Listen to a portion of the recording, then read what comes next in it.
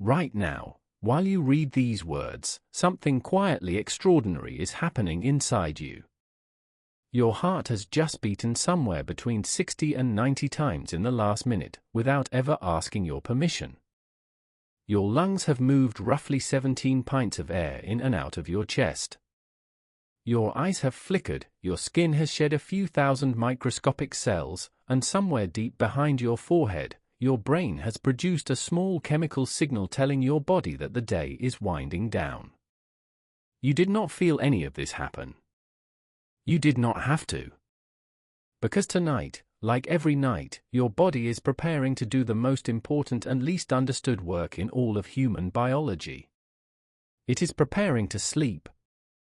And while you sleep, within the next 8 hours, in the quiet dark of your own bedroom, your body will perform a series of acts so strange that scientists still cannot fully explain them. Your brain will physically shrink to allow fluid to wash through its tissues, cleaning out the chemical residue of every thought you had today. Your muscles will be temporarily paralyzed so that you don't accidentally act out your dreams. Your immune system will run patrols through your bloodstream, searching for damaged cells and quietly removing them. Your bones will rebuild themselves. Your memories will be sorted, strengthened, softened, and in some cases gently let go forever. Your heart will slow to a pace it cannot reach during the day. Your eyes will be bathed in their own tears. And somewhere in the deepest hours of the night, your body will release a hormone that has been doing this same job, in roughly the same way, for over 500 million years. All of this is happening tonight. To you. Whether you understand it or not. And the strangest part, the part that has bothered scientists for over 100 years, is that nobody knows exactly why. We have sent humans to the moon. We have split atoms. We have built machines that can compose symphonies. But we still do not fully understand why your body absolutely insists on spending 1/3 of your entire life unconscious. Every animal that has ever been studied does this. Fruit flies do it. Whales do it. Octopuses do it. Even single-celled organisms with no brain at all have something that looks suspiciously like sleep. And every creature that has tried to skip it has died. So tonight, we are going to find out why. We are going to drift slowly, gently, and in the calmest possible way through every system in your body, from the tiny hormonal whispers happening right now as you grow drowsy, to the deep cellular repair work that begins around midnight, to the strange paralysis that descends just before dawn. We will visit the brainstem, the pineal gland, the hippocampus, the heart, the lungs, the bones, the skin, the immune system, the dream factory, and the silent waste-clearing rivers that flow through the brain only when consciousness has stepped aside. You do not need to remember any of it. You do not need to take notes, or sit up straight, or pay close attention, or even stay awake. In fact, falling asleep partway through tonight's exploration is the highest possible compliment you can pay this video. It means your body trusted me enough to lower its guard, soften its breathing, and slip away. Which is, after all, what we are here to study. Welcome to Nightshore. It's lovely to have you here. Before we begin properly, it would be wonderful to know where in the world you're listening from tonight. Perhaps you're curled beneath a heavy blanket with the lights low. Perhaps you're resting on a sofa, watching the ceiling soften into shadow. Perhaps it's raining gently outside your window, or perhaps it's quiet enough that the only sound is your own slow breathing. Wherever you are, I hope you're comfortable, safe, and ready to drift gently into thought. If you enjoy these calm explorations of science and would like to hear more of them, a like and a subscribe really do help this quiet little channel float along. And to those of you already subscribed, thank you. Truly. Your support means more than you might realize, especially in a corner of the internet that doesn't shout. Now, let's slow down. Let the room soften. Let your shoulders drop. Let the day, with all of its small annoyances and minor victories, begin to drift away from you. Because tonight, we are going to find out what happens inside the human body while you sleep.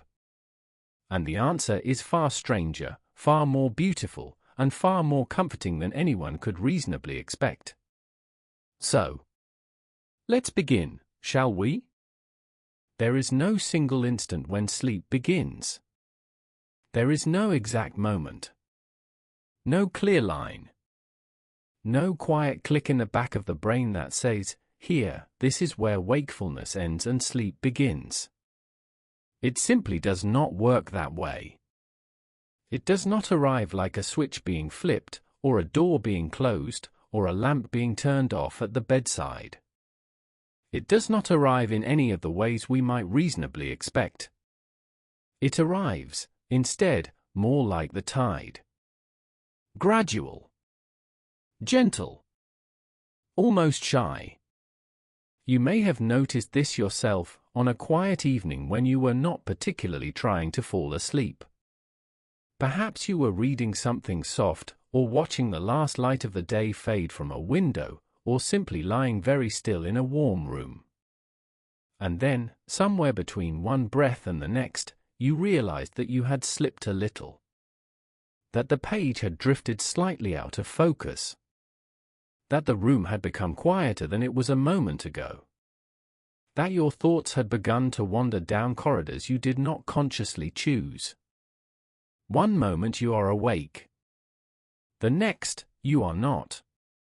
And somewhere in between, there is a soft, uncertain space that even neuroscience finds difficult to describe. This space, this in-between place, has a name. It is called the hypnagogic state. From the Greek hypnos, meaning sleep, anagogos, meaning leading toward. The state that leads you into sleep. It is the threshold between waking and rest. It is the doorway, the corridor, the quiet hallway between two rooms. And it is one of the strangest little corners of human experience, a place we all pass through every single night, and which almost none of us remember in the morning. In this state, thoughts may begin to wander in unusual directions. You might see soft flickers of imagery behind your closed eyes, fragments of faces, half-remembered rooms, colors that do not quite belong to anything. You might hear a phrase, almost spoken aloud, that vanishes before you can catch it. You might feel as though you are floating, or sinking, or gently drifting somewhere you cannot quite name. And then, sometimes, the body will twitch. A small jolt. A sudden movement of the leg, or the arm, or the whole body at once. It can feel, for a brief moment, as though you are falling, and then, just as suddenly, you are not, and you settle back into the pillow, and the world is very quiet again. These are called hypnic jerks. And they are entirely, completely normal. Almost everyone has them. They appear without warning.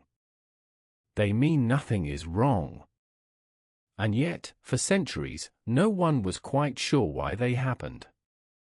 Some scientists believe they may be a remnant of a much older reflex. A leftover instinct, inherited from a time long ago, when our ancestors slept not in beds, but in the high branches of trees. In those days, falling was not a poetic metaphor. It was a genuine danger. A real, immediate concern. And so the body, even today, may still carry a small leftover safeguard, a quiet, ancient piece of nervous system code that gets activated when muscle tension suddenly disappears. The theory goes something like this. As you begin to fall asleep, your muscles begin to let go of the day. The grip in the hands relaxes. The tension in the shoulders softens. The jaw loosens. And the body, sensing this sudden loss of tension, briefly mistakes it for the loss of balance. It thinks, for just a fraction of a second, that you might be falling. And it gives itself a small, polite startle, just to check. Just to be sure. Just in case. It is, in essence, your nervous system asking you a very gentle question. Are you sure about this? And then, just as gently, you slip past it. The body relaxes again. The breath softens. And the small, ancient watchman in the back of the brain settles down once more, content that you are safe, and that it is, in fact, time to rest. Now, at this point, the brain is not switching off. This is one of the great misconceptions about falling asleep. We tend to imagine the brain as a kind of light, slowly dimming until it goes dark. But that is not what is happening. The brain, during this transition, is not powering down. It is reorganizing. Deep in the very center of your head, there sits a small, almond-shaped structure called the thalamus. It is roughly the size of 2 walnuts pressed together, and it functions, in many ways, like a relay station, a kind of quiet, attentive switchboard, sitting at the heart of the brain, receiving every signal that comes in from the outside world and deciding which of those signals deserves your attention. All day long, the thalamus has been working. Tirelessly. Without a moment's rest. Every sound you have heard today, every voice, every footstep, every passing car, has been routed through it.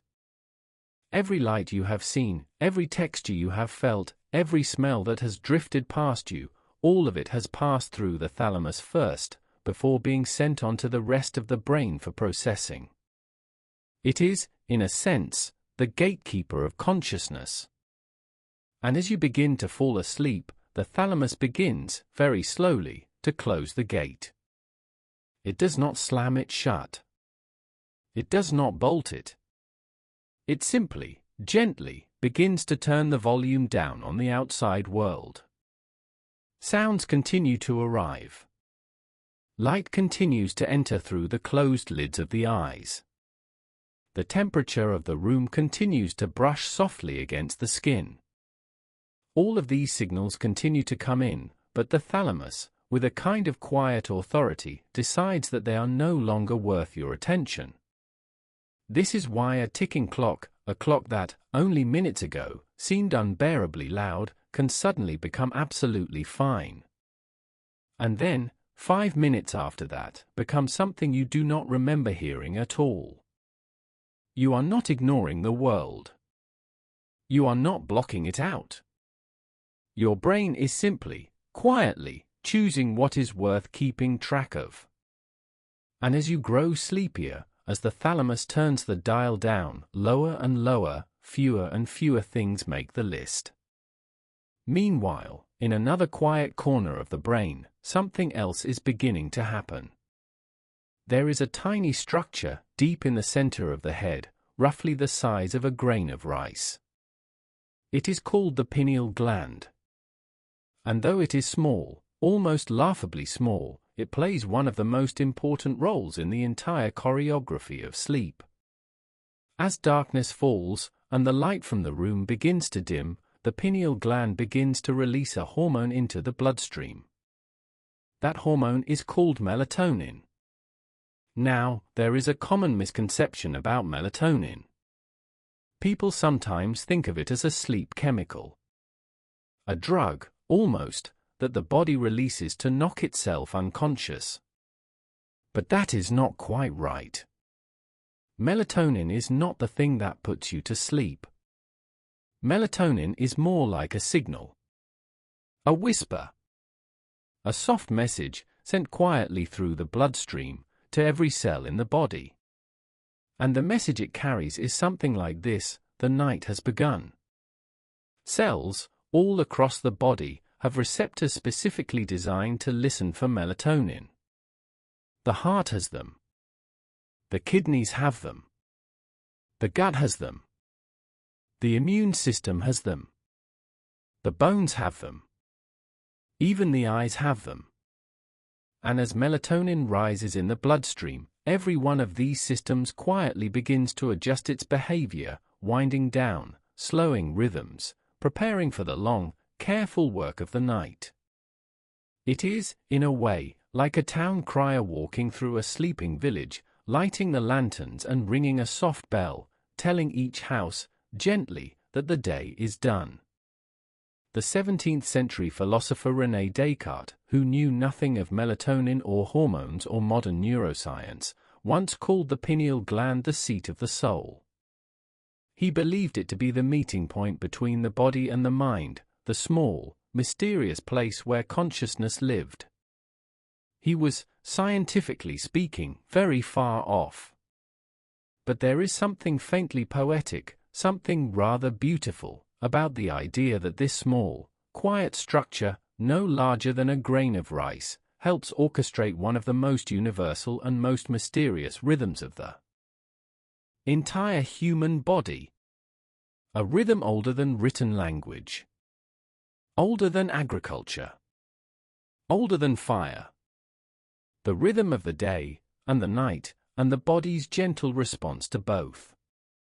As melatonin rises, something else begins to happen. Body temperature begins to fall.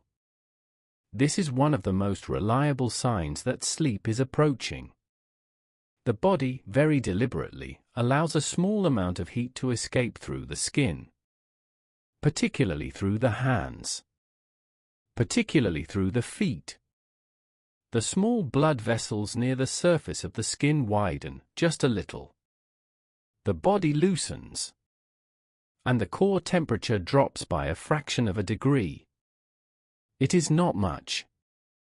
Less than a single degree. But for the body, that small descent in temperature is part of what makes sleep feel possible. This is why warm baths before bed can sometimes help. It is, perhaps, counterintuitive. You might think that warming yourself up would make sleep harder, not easier. But the trick is in what happens after the bath. When you step out of the warm water, your skin radiates heat into the cooler air of the room. The body cools faster than it would have otherwise. The temperature drops more efficiently. And the brain reads that drop as a signal, yes, it is time. This is also why a cool, dark bedroom can feel so much more inviting than a warm, bright one. The body is, in a way, already telling you what it needs. Heart rate begins to slow. Not suddenly. Not dramatically. Just gradually, beat by beat, the rhythm softens.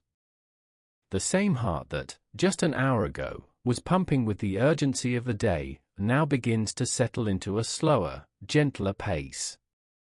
A pace it cannot quite reach during waking hours.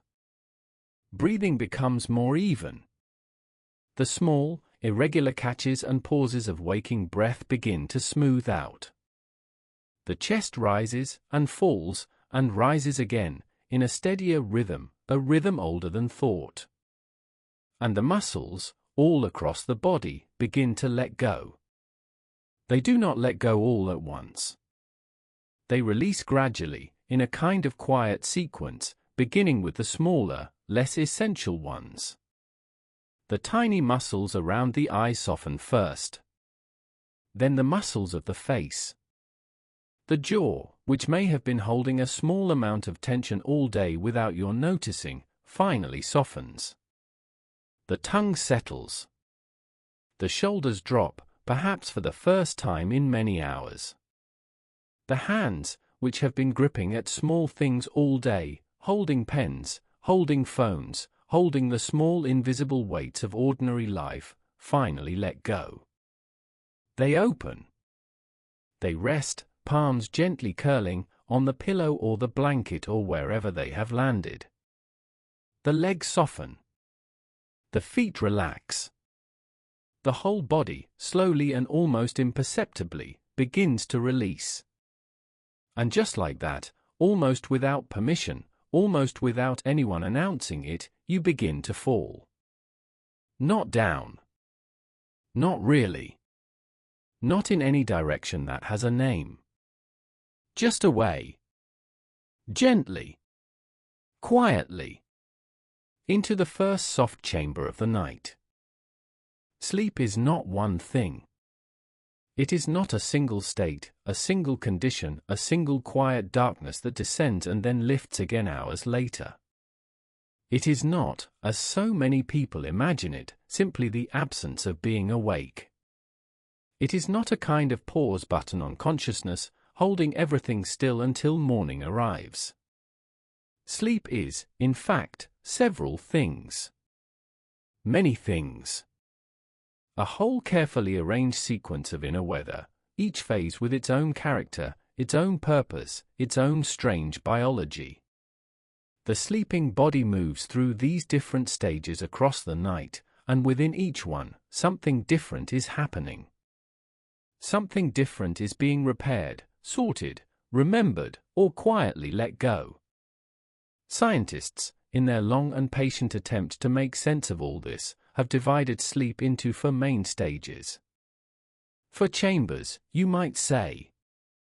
For soft rooms through which you pass, not in a straight line, but in a slow, looping pattern, several times each night. The same for rooms, visited again and again, in a rhythm older than human history. Let us walk through each of them, very slowly. The first stage is called N1. The letter N stands for non-REM, which simply means non-rapid eye movement. We will come to REM sleep in a moment. For now, just know that N1 is the lightest of all the sleep stages, the most tentative, the most easily interrupted, the most uncertain of itself.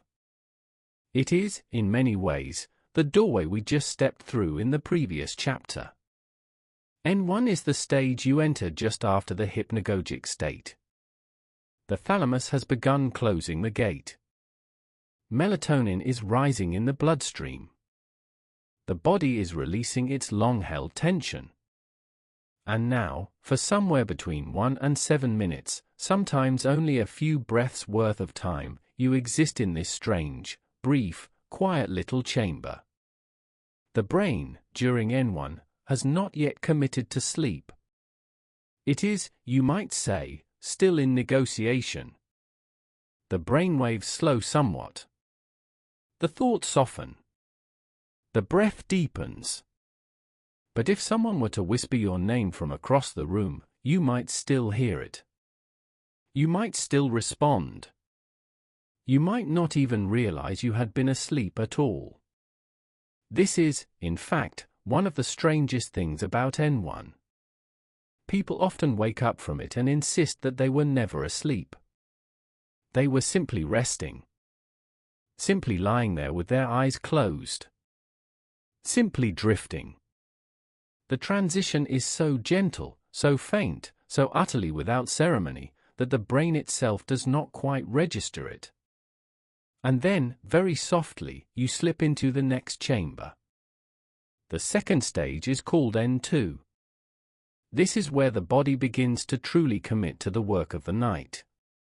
N2 typically lasts much longer than N1, somewhere between 10 and 25 minutes, on each cycle through the stages. Across the whole night, in fact, you will spend more time in N2 than in any other stage of sleep.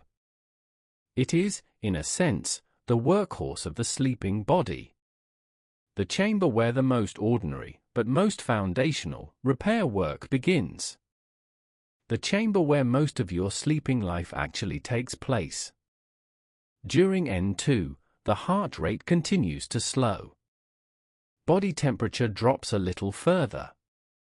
The muscles relax more deeply.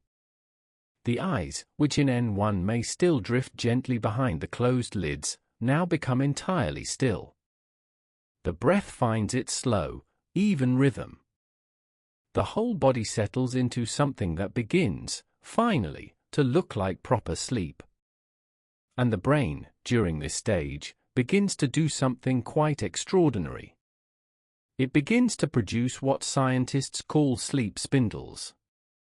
Sleep spindles are sudden, brief, rhythmic bursts of brain activity. They look, on a brain scan, like little flashes, quick, organized waves that rise up out of the otherwise slow electrical background. Each spindle lasts only a second or two.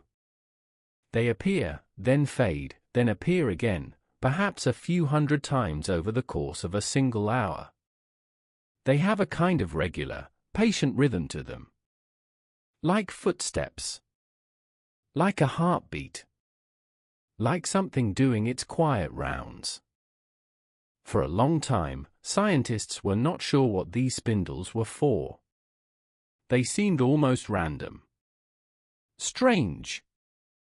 Decorative, perhaps. A small bit of brain activity that the body produced for reasons no one could quite explain. But over the past few decades, careful research has begun to reveal something quite remarkable about them. Sleep spindles, it turns out, are deeply involved in the process of memory consolidation. They are part of how the brain takes the events of the day, the conversations, the faces, the new information, the small things you learned without meaning to, and quietly files them away into more permanent storage. In a sense, you might say that sleep spindles are the brain's filing cabinet drawers, sliding open and closed in the quiet of the night, putting today's experiences in their proper places. Each spindle, a small transfer. Each spindle, a small act of remembering. We will return to this idea later when we talk in more detail about how memory is sorted in the dark. For now, just know that as you lie in N2, somewhere around 20 or 30 minutes after first falling asleep, your brain is gently humming with these soft, rhythmic bursts. It is, in its own quiet way, very busy. Very organized. Very much at work, even as you lie there, perfectly still, perfectly peaceful, perfectly unaware. And then, gradually, the brain begins to slow even further. The thoughts dim more completely. The waves of electrical activity grow longer, deeper, more profound. The body becomes heavier. The mind becomes quieter. And you begin to slip down into the third chamber. The third stage is called N3. This is often referred to as deep sleep or slow wave sleep. And it is, in many ways, the most important stage of all. If N2 is the workhorse of the night, then N3 is the cathedral. The grand, hushed, quiet hall where the deepest restoration takes place.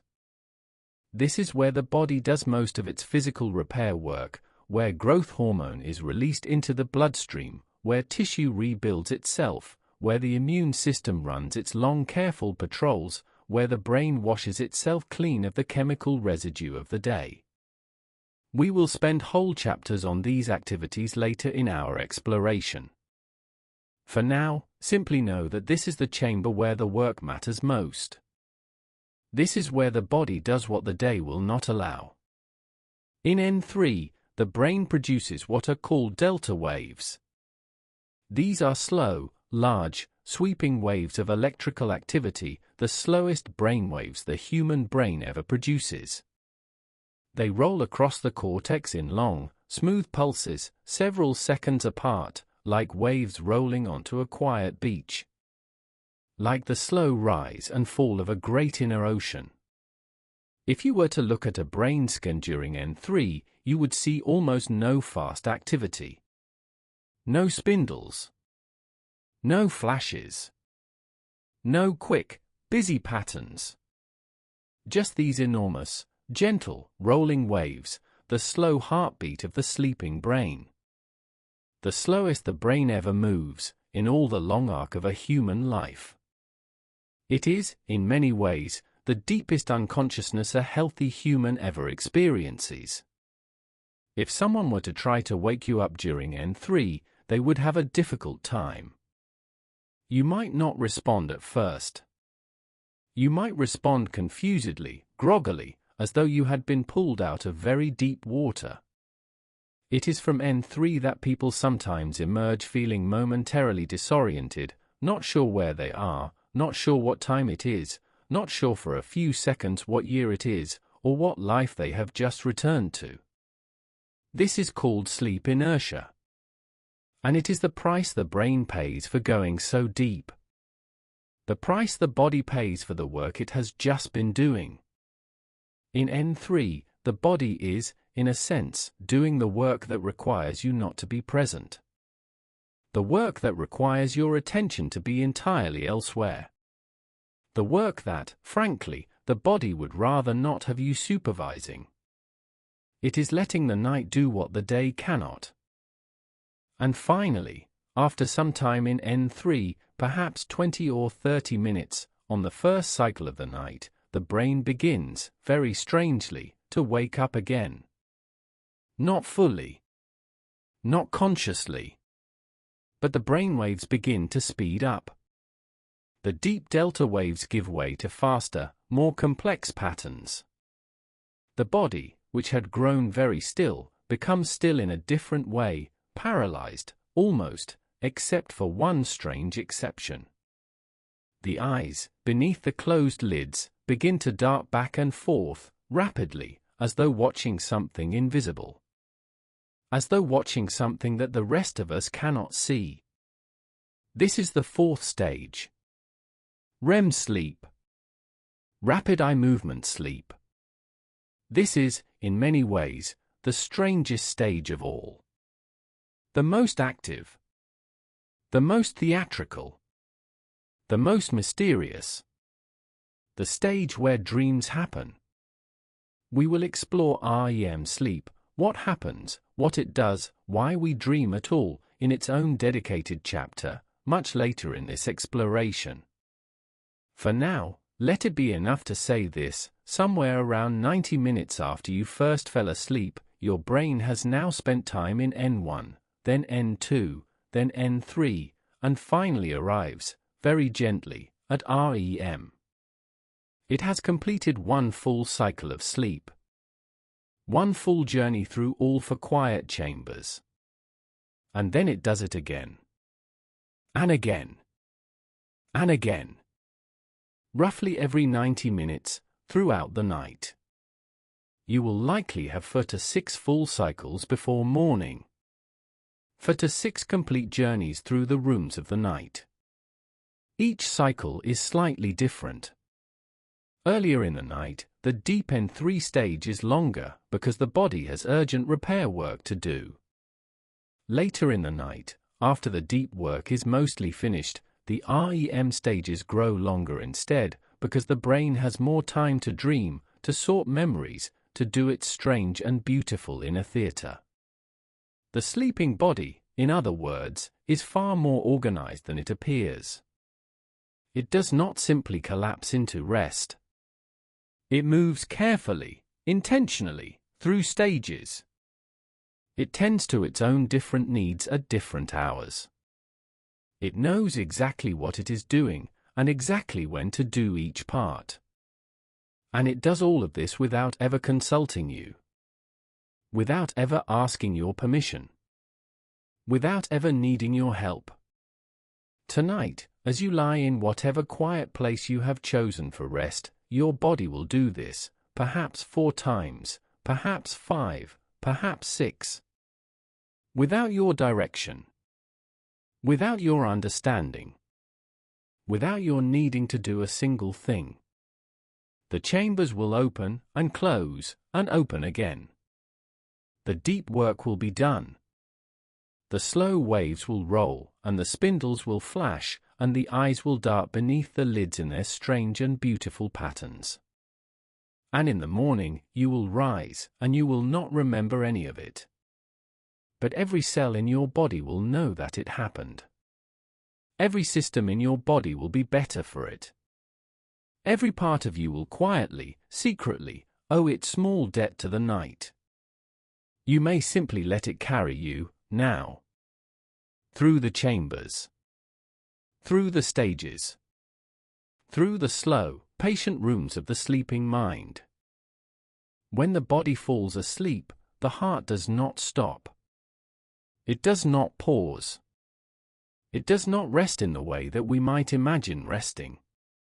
It does not, even for a moment, stop doing the one quiet, faithful thing it has done every second of your entire life, every second since long before you were born, when you were still a tiny curl of cells inside another body, with no name and no thoughts and nothing yet to remember. The heart keeps going. It has always kept going. It will keep going tonight. It will keep going every night, for as long as you are alive, beat after beat after beat, in the dark, without ever asking your permission. Without ever needing your gratitude. Without ever asking for a single moment of rest in return. And yet, something does change. Something quite remarkable, in fact. Something the heart waits all day for. The heart, during sleep, enters a different mode of being. A softer mode. A slower mode. A mode it cannot quite reach during the waking hours, no matter how relaxed you might feel during the day. No matter how calm. No matter how still. When you are awake, even when you are sitting quietly, even when you are doing absolutely nothing of consequence, even when you are reading a book or watching the late evening light fade through a window, your heart is typically beating somewhere between 70 and 90 times per minute. This is a perfectly ordinary, perfectly healthy resting rate. It is the rate your heart settles into when nothing is happening. When you are simply existing, peacefully, in a body. But as you fall asleep, as the thalamus closes its gate and the muscles begin to let go and the breath deepens into the slow rhythm of the night, your heart rate begins, very gradually, to slow. It slows by 10 beats per minute. Then 20. Then sometimes 30 in the deepest stages of sleep. For some people, particularly young, healthy adults, the heart can dip down into the 40s during deep N3 sleep. This would be alarming during the day. It would be considered, in waking life, a sign of something wrong. A sign that perhaps you should sit down. Perhaps you should be checked. But at night, in the deepest chamber of sleep, it is one of the most healthy and most natural things the heart can do. Because this is when the heart, in its own quiet way, gets to rest. As much as a heart can ever rest. The cardiovascular system as a whole, in fact, undergoes a kind of slow, careful transformation when you fall asleep. Blood pressure drops by perhaps 10 or 20 points. The small blood vessels, called arterioles, widen and relax. The walls of the larger arteries soften. The strain on the entire circulatory network, a strain that builds up throughout the day, often without your noticing at all, begins to ease. It is, in some ways, like a great factory winding down for the night. The lights dim. The machinery slows. The workers, the small muscles of the heart, the cells lining the blood vessels, the chemicals that regulate flow and pressure, all of them quietly step into a different shift. A maintenance shift. A repair shift. Because while the heart slows during sleep, it does not stop working. It simply switches the kind of work it is doing. During the day, the heart is busy with the urgent demands of waking life. Pumping blood to the muscles for movement. Pumping blood to the brain for thinking. Pumping blood to the digestive system after every meal, to the kidneys for filtering, to the skin for cooling, to the tiny capillaries at the very tips of your fingers and toes. The heart spends the day responding, reacting, adjusting, beat by beat, to whatever you are doing. At night, with most of those demands gone, the heart's blood flow shifts. It shifts toward the body's own internal maintenance. Toward the slow, quiet repair of the heart muscle itself. Toward the gentle clearing of metabolic waste from the cardiovascular tissues. Toward the kind of inner housekeeping that simply cannot happen when the body is busy doing anything else. There is a small but important rhythm that runs through all of this. Scientists call it the circadian rhythm of the cardiovascular system. It is a daily pattern, ancient and reliable, that has evolved over hundreds of millions of years. It is built into the very tissue of the heart itself. In the late afternoon and early evening, the heart is at its strongest. It's most powerful. It's most ready for exertion. This is, perhaps, why so many human cultures throughout history have placed important physical activities, sports, dances, ceremonies, long walks home, in those particular hours of the day. The body has known, all along, when its energy was at its peak. In the middle of the night, between roughly 2 in the morning and 4 in the morning, the heart enters its quietest period. Its slowest beats. Its gentlest pace. The lowest part of its long daily rhythm.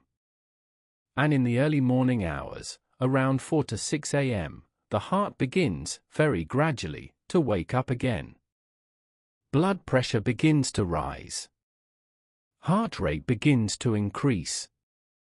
The body is preparing itself, hours before you become consciously aware of it, for the demands of the day to come. This is, incidentally, why so many heart attacks happen in those early morning hours. The cardiovascular system is, at that time, transitioning between its rest state and its waking state. It is, for a brief window, particularly vulnerable, particularly fragile, particularly busy with the work of switching modes. But for now, in the deep middle of the night, your heart is doing exactly what it is supposed to do. It is resting. As much as a heart can ever rest. There is another quiet, beautiful thing that happens to the heart during sleep. Something we are only beginning to understand. The heart has, within its own tissue, a small population of immune cells. These cells, much like the immune cells elsewhere in the body, patrol the heart muscle looking for damage. Tiny tears in the tissue. Small areas of stress. Microscopic problems that arise from the constant work of pumping blood, every second of every day, for an entire lifetime. Problems that are normal. Inevitable. But which, if left unattended, would slowly accumulate. During sleep, particularly during deep N3 sleep, these immune cells become more active. They patrol more carefully. They repair more efficiently. The slow rhythm of the sleeping heart seems to allow them to do their work in a way that simply is not possible during the busier, more demanding hours of waking life. Your heart, in other words, is not just resting tonight. It is healing itself. Quietly. Without ceremony. Without you ever knowing. Beat by gentle beat. Repair by tiny repair. The whole long careful work of maintaining a body, going on inside the chest of a person who is doing absolutely nothing about it. There is one more strange and rather wonderful thing about the sleeping heart. When you are awake, your heart rate is not perfectly steady. It varies, very slightly, from beat to beat. This is called heart rate variability, and it is, perhaps surprisingly, a sign of a healthy heart. A heart that beats with absolute mechanical regularity, like a metronome, is actually a sign of poor health. A healthy heart has slight, natural variations in its timing, tiny accelerations and decelerations, responding to the breath, to the position of the body, to the small unconscious shifts that happen every second. During sleep, this heart rate variability changes.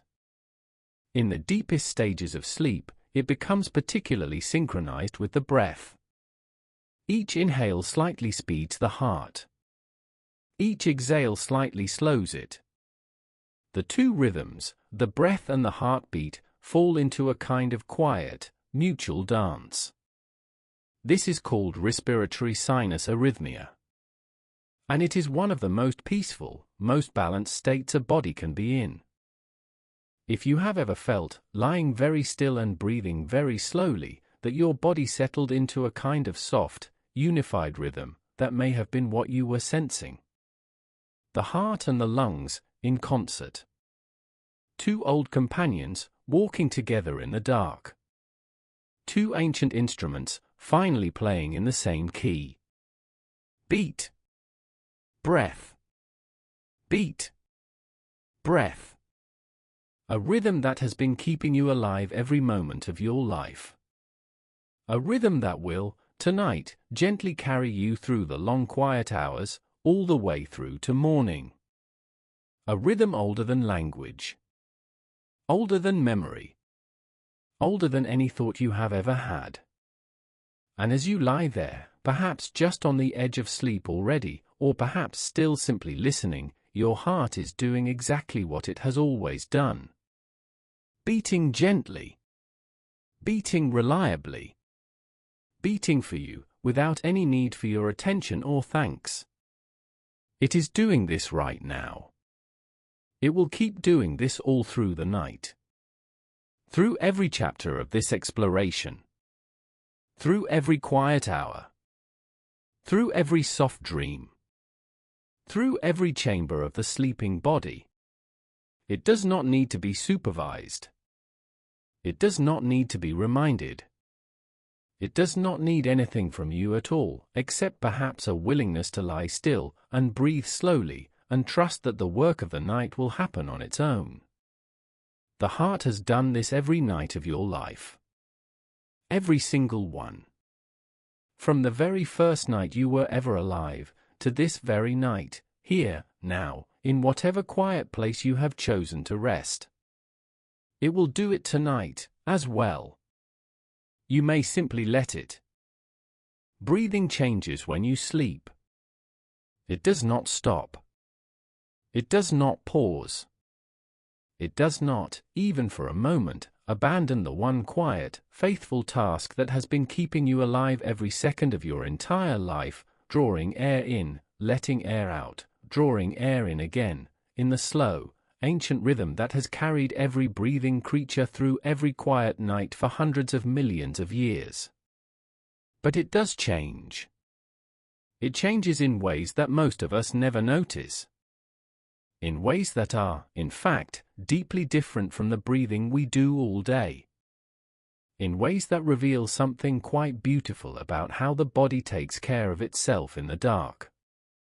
When you are awake, your breathing is, in a sense, partly under your control. You can hold your breath. You can breathe faster. You can take a deep, deliberate inhale and exhale slowly through pursed lips. You can sing, speak, hum, laugh, or sigh. The breath, during the day, is yours to direct, whenever you choose to direct it. It is also, of course, automatic. You do not need to think about breathing in order to breathe.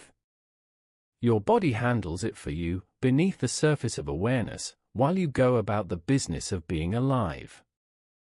But the system that controls breathing, during the day, is open to your influence. You can step in, take over, and change the rhythm whenever you wish. The breath, while you are awake, is a kind of shared territory, half automatic, half conscious, depending on what you need. When you fall asleep, that changes. The conscious control of breathing goes away.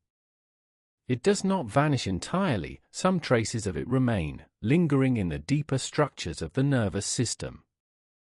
But for the most part, when you sleep, your breathing becomes a purely automatic process, governed by some of the oldest parts of your brain. Parts that were forming, in evolutionary terms, long before language. Long before tool use.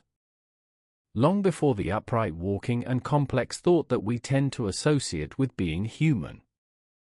The structures that control sleeping breath are very, very old. They live in the brainstem, the small, primitive bundle of neural tissue at the very base of the brain, where the spinal cord meets the skull. It is one of the most ancient, most conserved parts of the human nervous system. Almost every animal with a backbone has something very similar. Fish have it. Lizards have it. Birds have it.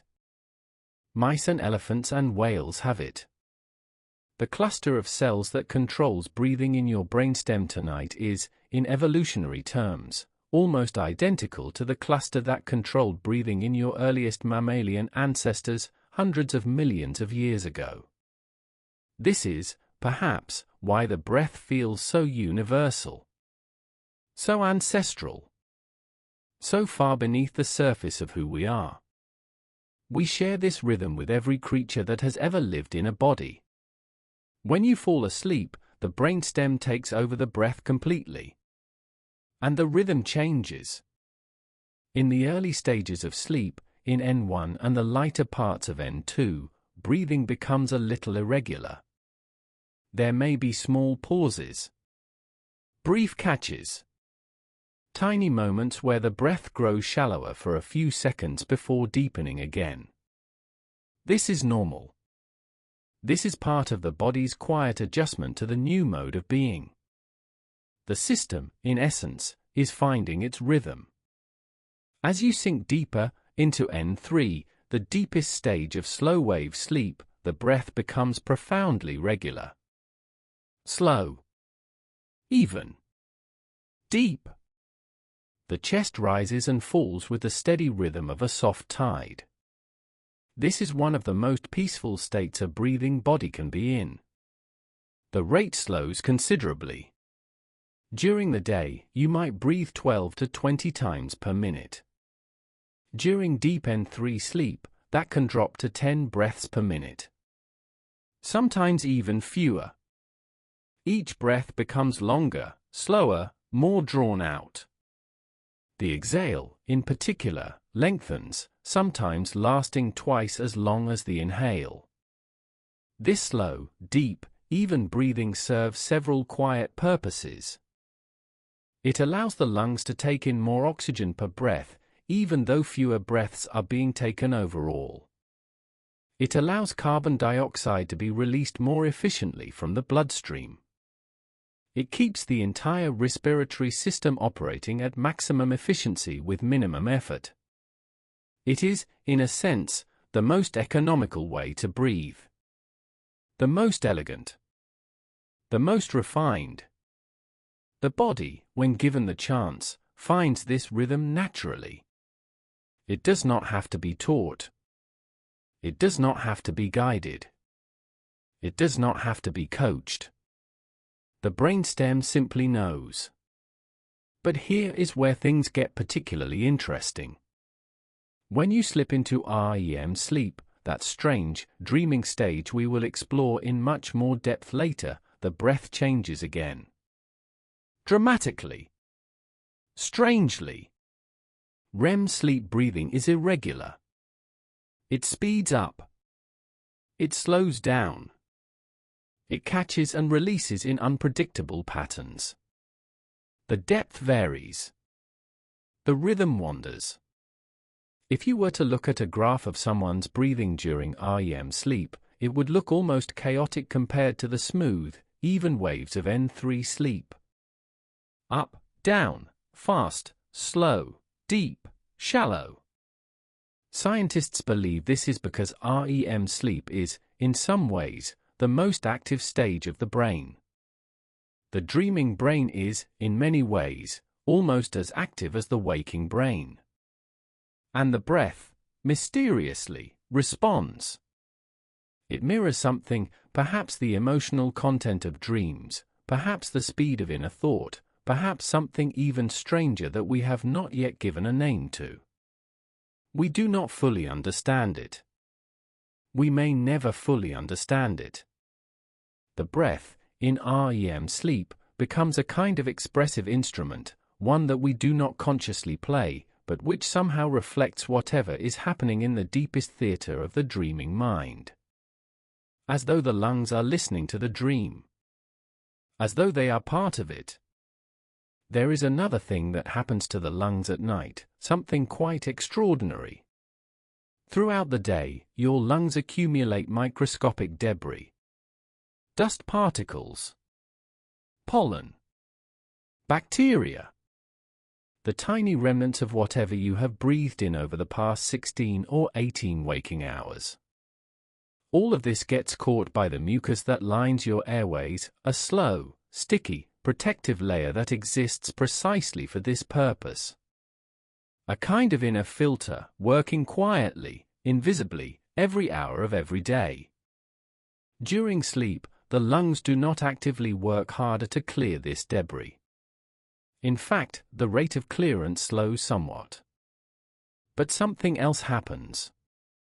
The slow, deep, even breathing of N3 sleep allows the airways themselves to relax in a way they cannot during the day.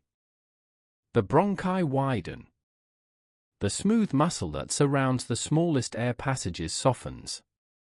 The tissues, which have been under low but constant tension all day long, finally let go. This is the body's chance to do a kind of slow, careful maintenance on the entire respiratory tree. To repair tiny inflammations. To smooth out small irritations. To allow the immune cells in the lung tissue to patrol freely, without the constant disruption of waking activity. It is, in a sense, the lung's equivalent of what the heart is doing in its own quiet way. A parallel work. A simultaneous nightly ritual. Two great organs, sharing the night. A long, slow, healing breath. There is one more thing worth knowing about breathing at night. The body, during sleep, becomes more sensitive to its own internal chemistry. The brainstem monitors, with extraordinary precision, the levels of carbon dioxide in the blood. If those levels rise even slightly, the breath deepens to release them. If they fall too low, the breath slows even further. This is happening, beat by beat, breath by breath, all through the night. Without your awareness. Without your participation. Without your needing to do a single thing. A small ancient watchman in the back of the brain, checking the chemistry, adjusting the breath, keeping you safe through the long hours. You are, in a very real sense, being breathed. By something ancient. By something patient. By something that has been doing this same gentle work, in the same gentle way, since long before there were people. Since long before there were dreams. Since long before there were creatures complex enough to even need a name for the dark. You are being breathed. You may simply let it happen. In through the nose. Out through the mouth. Or in through the nose. Out through the nose, if that is your way. Whatever the body finds natural tonight. Whatever rhythm settles in, on its own, without your interference. Deeper, now. Slower. Softer. The way the body, when given permission, has always known how to do. The way it knew how to do, even before you were old enough to remember.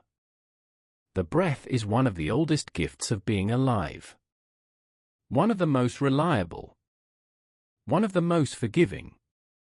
It will go on, tonight, whether you pay attention to it or not. You may simply let it carry you. Of all the things the body does in the night, the work that happens inside the sleeping brain is perhaps the strangest, the most beautiful, and, until very recently, the most completely hidden. For most of the history of medicine, scientists assumed that the brain, like the rest of the body, must have some kind of system for cleaning itself. Some way of removing waste. Some way of clearing out the metabolic byproducts that build up, every second, in any organ that is working hard. Because the brain works hard. Extraordinarily hard.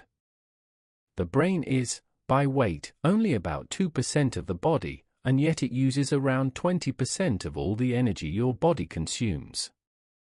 It is, gram for gram, the most metabolically expensive tissue in your entire system. A tissue working that hard must produce waste. That is simple biology. Cells that burn fuel, and the brain cells burn it constantly, produce byproducts. Spent proteins. Damaged molecules.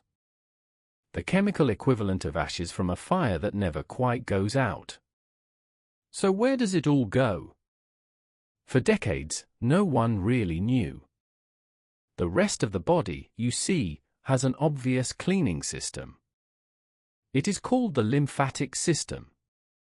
It is a vast, branching network of vessels, almost a second circulatory system, that runs alongside the blood vessels, picking up waste from every tissue in the body and carrying it away to be filtered and disposed of. You can find lymphatic vessels in your arms, your legs, your gut, your skin, your bones. Almost everywhere. But not in the brain. For over 100 years, anatomists had searched the brain for evidence of a lymphatic system, and they had never found one.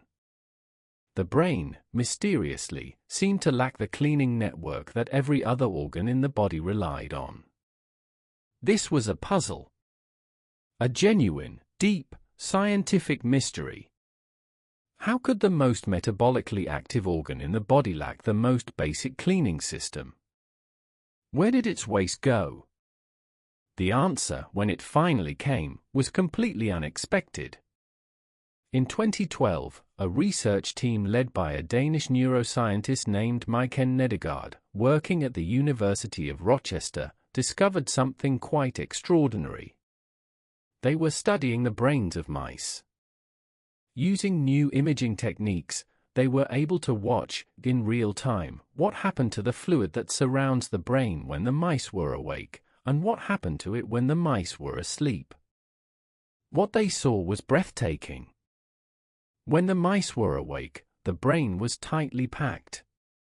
The cells were close together. The small spaces between the cells were narrow. The cerebrospinal fluid, the clear, watery fluid that surrounds and cushions the brain, moved very little through the tissue itself. But when the mice fell asleep, something remarkable happened. The brain cells physically shrank. They did not shrink by a small amount. They shrank by approximately 60% of their previous size. The spaces between them, the tiny channels that normally barely existed, opened up dramatically. And cerebrospinal fluid began to flow through these newly opened channels, washing through the brain tissue itself, carrying away the day's accumulated waste. This system, which the researchers named the glymphatic system, had been hiding in plain sight for over a century. No one had seen it before because no one had thought to look during sleep.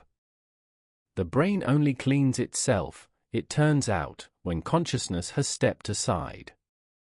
It is a discovery that has changed our entire understanding of what sleep is for. Let us slow down, for a moment, and let this sink in. Every night, while you sleep, your brain physically shrinks. The cells reduce in volume. The channels between them open.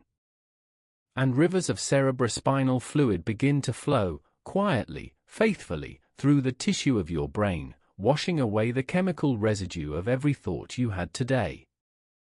The fluid does not move slowly. It moves with significant force. Driven by the pulsing of nearby blood vessels, by the slow waves of deep sleep, by the very rhythm of the sleeping brain itself, the cerebrospinal fluid surges through the tissue in great, slow, washing pulses. It picks up waste proteins. It picks up damaged molecules.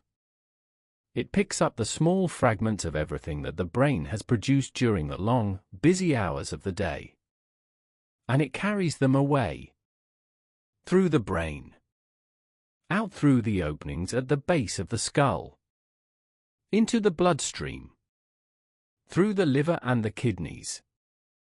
And eventually, gently, out of the body altogether. This whole process, this great, quiet nightly washing takes hours. It begins shortly after you fall asleep. It continues, in waves, throughout the deeper stages of sleep. It is most active during N3, the deepest of all the sleep stages, when the brainwaves are at their slowest and the brain is most physically transformed. And it stops, almost completely, when you wake up. This is one of the great revelations of modern sleep science. The brain cannot clean itself when it is awake. The channels are too narrow. The cells are too close together. The flow of cerebrospinal fluid is too restricted. The waste accumulates throughout the day. Slowly. Steadily. Hour by hour. And the only thing that allows it to be cleared away is sleep. This explains, perhaps, why missing a single night's sleep makes you feel so dreadful the next day. Why a chronic lack of sleep makes thinking so difficult, makes mood so unstable, makes emotions so much harder to manage. It is not simply that you are tired. It is that your brain is, quite literally, dirty. It has not had the chance to perform its nightly cleaning. The waste from yesterday's thoughts is still circulating. The chemical residue is still building up. The channels remain narrow because you have not let the brain enter the deep sleep where they open. Among the waste products that the glymphatic system clears away, one in particular has drawn enormous scientific interest. It is called amyloid beta. Amyloid beta is a small protein fragment that is produced naturally by brain cells as they work. It is, in healthy quantities, harmless. The brain produces it. The glymphatic system clears it. Balance is maintained. But when sleep is chronically disrupted, when night after night, year after year, the glymphatic system does not get the chance to do its work, amyloid beta begins to accumulate. It begins to form clumps. Sticky, insoluble clumps that the brain cannot easily remove. These clumps are what scientists call amyloid plaques. And they are one of the defining features of Alzheimer's disease. This is not to say that one bad night of sleep, or even many bad nights of sleep, will cause Alzheimer's. The disease is far more complex than that. But the research has revealed, with increasing clarity, that long-term healthy sleep is one of the most important things a person can do to protect the brain across the decades of a long life. You are not simply resting tonight. You are protecting yourself. You are giving your brain its only opportunity to wash itself clean, to clear away the small daily residues that would, otherwise, slowly build up over years and decades and lifetimes. You are doing for yourself, in the quiet of this hour, what no medicine, no supplement, no clever invention can do for you. You are letting the rivers of the night flow through. And as you lie there, perhaps already drifting, or perhaps simply listening still, your brain is, even now, beginning the work. The cells are shrinking. The channels are opening. The slow tides are starting to move. The cleaning has begun. The night has begun. You may simply let it. Every day, you take in an extraordinary amount of information. Far more than you realize. Far more than you remember. Far more, in fact, than any computer ever built could process in the same span of time. Think about everything you have noticed today. The face of every person you saw. The sound of every voice that spoke to you. The flavor of everything you ate. The texture of every object you touched. The temperature of the air. The light on the walls. The small flicker of a screen, the song that played somewhere in the background, the smell of something cooking, the feel of fabric against your skin. You did not consciously try to remember any of this. You did not study it. You did not write it down. And yet, your brain absorbed all of it, every single piece, somewhere in its vast, busy, electrochemical depths. This is, of course, far too much information for the brain to keep. If your brain remembered everything, every detail of every moment of every day, in equal weight, forever, you would, quite simply, drown in your own memories. You would be overwhelmed. You would lose the ability to focus on what matters. You would lose, in a sense, the ability to be a coherent person. So the brain, very wisely, does not try to keep all of it. It sorts. It filters. It decides, on your behalf, which experiences are worth remembering, which can be softened, and which should be quietly let go.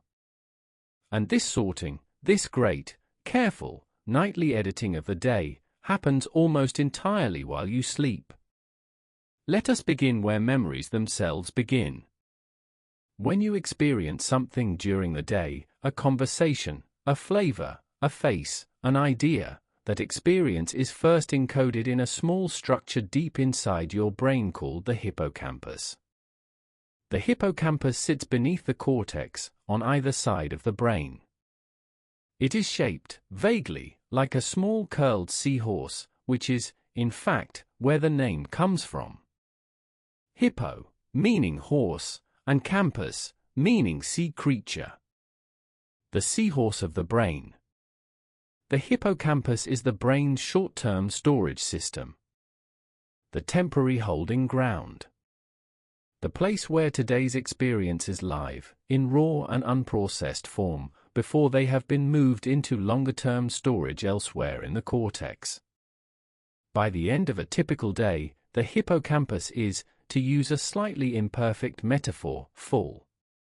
It is holding every conversation, every face, every flavor, every fragment of information that has come in over the past 16 or 18 waking hours. And it cannot hold this indefinitely. It does not have the capacity for that. The hippocampus is, in essence, a temporary buffer. And in the night, while you sleep, the buffer must be cleared. This is, in part, what the brain is doing while you sleep. It is taking everything stored in the hippocampus, examining each piece, and deciding what to do with it. Some experiences will be moved into long-term storage. They will be filed away into the vast network of the cortex, where they may remain for years, or decades, or sometimes for the rest of your life. These are the memories you will be able to access tomorrow. The ones that will become part of who you are. Others will be softened. They will not be erased, exactly, but their edges will be blurred. The details will be reduced. They will become more like impressions than precise memories. This is what happens to most of the small, ordinary moments of life. You will remember, in some vague way, that you had dinner. But you may not remember exactly what color the plate was. And some experiences will be let go. Quietly. Without ceremony. The hippocampus simply does not transfer them anywhere. They were brief, perhaps. Or unimportant. Or redundant, too similar to other things you already know. And so they fade. By tomorrow morning, they are gone. This sorting, this great, careful, nightly editing of the day, is done by something quite remarkable. It is done, in large part, by the same sleep spindles we spoke about in the chapter on the 4 stages of sleep. Remember those brief, rhythmic bursts of brain activity that appear during N2 sleep? Those little flashes that look like organized waves rising up out of the otherwise slow electrical background? They are part of how the brain moves memories around. During each spindle, scientists believe, a small piece of information is being transferred. A memory is being plucked out of the hippocampus and carried, gently, to its appropriate long-term storage location in the cortex. The spindle is, in some sense, the moment of transfer itself, the brief electrical event during which a memory is moved from where it was being held temporarily to where it will live more permanently. Each spindle moves one piece or one related group of pieces. There are hundreds of these spindles in a typical night. Sometimes thousands. And by morning, the hippocampus has been cleared, at least partially, of yesterday's experiences. The day has been filed away. The temporary buffer has been emptied. And the hippocampus is ready, once again, to begin receiving the experiences of tomorrow. This is part of why a good night's sleep is so essential for learning anything new. If you have studied something, a language, a skill, an idea, during the day, the experience is initially stored in the hippocampus. It is fragile there. It is temporary. It has not yet been moved into the more durable long-term storage of the cortex. If you sleep well that night, the spindles do their work. The new learning is transferred. The next morning, the memory is more accessible, more solid, more deeply integrated than it was the night before. If you do not sleep, or if you sleep poorly, the transfer does not happen or happens incompletely. The new learning remains fragile. It is more likely to be lost. You wake up, and the material feels foggy in a way it would not have had you slept properly. This is one of the reasons that, all over the world, students have discovered through trial and painful error that pulling an all-nighter to study for an exam almost never works. The information may go into the hippocampus, but without sleep, it cannot be moved to where it needs to be. Sleep, you might say, is when learning actually happens. The studying is merely the input. But this is not the only kind of memory work the brain does at night. There is another kind of memory consolidation that happens during REM sleep, the strange, dreaming stage we will explore in its own chapter later. REM sleep does something quite different with memories than N2 sleep does. Where N2 sleep, with its spindles, seems to be primarily concerned with the transfer of factual information, the kind of memories you could write down, REM sleep seems to be concerned with something more emotional, more associative, more strange. REM sleep takes the memories of the day and connects them to other memories. To older memories. To unrelated memories. To memories you did not even know you still had.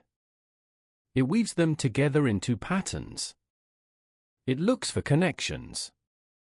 It builds, in some sense, the inner web of meaning that allows you to make sense of the world. This is, in part, why dreams are so strange. They are made of fragments of memory, woven together in associations that the waking mind would never quite arrive at. The face of a friend from 20 years ago, appearing in a kitchen you have never seen. The sound of your grandmother's voice, in a language you do not speak. The feeling of a place you have never been. These are not random. They are the brain, in its quiet REM hours, making connections. Forming patterns. Integrating today's experiences with everything else you have ever known. And in the morning, sometimes, you wake up with the feeling that you understand something you did not understand the day before. A problem you had been struggling with becomes clearer. An idea you could not quite express comes together. A creative solution arrives, almost unbidden, as you sit up and rub your eyes. This is, perhaps, the brain offering you the results of its night's work. The connections have been made. The memories have been woven. The patterns have been quietly arranged. And you have been given, in the soft hour just before waking, a glimpse of the careful, patient, beautiful work that has been happening in your own sleeping mind. You are not, in some deep sense, the same person tonight as you were last night. Your memories have shifted. Some have grown stronger. Some have softened. Some have woven themselves together into new shapes you did not consciously design. You will wake up tomorrow slightly changed. Slightly more knowing. Slightly more yourself. This is, every night, what your brain quietly does for you. You may simply let it. While the brain sorts and cleans, and the heart slows, and the breath deepens, something else is happening throughout the body. Something that happens in every tissue. Every organ. Every system. Every cell. Something that the body has been waiting all day to do. It is the deep work of cellular repair. To understand this, we need to slow down for a moment and think about what your cells have been doing all day. You have, in your body, somewhere between 30 and 40 trillion cells. The number is so large that it is, frankly, almost meaningless. There are more cells in your body than there are stars in our galaxy. There are more cells in your body than there are seconds in 1,000 human lifetimes. The number is beyond intuition. And every single one of those cells has been working today. Some have been making energy. Some have been carrying oxygen. Some have been filtering blood. Some have been digesting food. Some have been firing electrical signals. Some have been producing chemicals. Some have been doing whatever specialized work their particular cell type is built for, whether that is contracting in your muscles, transmitting impulses in your nerves, or producing hormones in your endocrine glands. All of this work, every second of every day, produces wear and tear. Tiny damages. Microscopic stresses. Small molecular accidents that occur as a normal consequence of being alive. A protein folds incorrectly. A piece of DNA gets a small kink in it. A cell membrane develops a tiny tear. A molecule of fuel does not quite burn cleanly and produces a small fragment of waste. Multiply these tiny imperfections across 30 to 40 trillion cells, working continuously for 16 or 18 hours of waking life, and you begin to grasp the scale of the maintenance problem the body faces every day. This is, in many ways, what sleep is for. When you sleep, particularly during the deep N3 stage of slow-wave sleep, the body releases a wave of repair signals. Hormones. Growth factors. Chemical messengers that tell every cell, every tissue, every system, now is the time to repair yourself. Now is the time to clean up. Now is the time to rebuild. The most important of these repair signals is something called human growth hormone. Despite its name, growth hormone is not primarily about making you bigger. In adults, who have already finished growing, growth hormone plays a different role.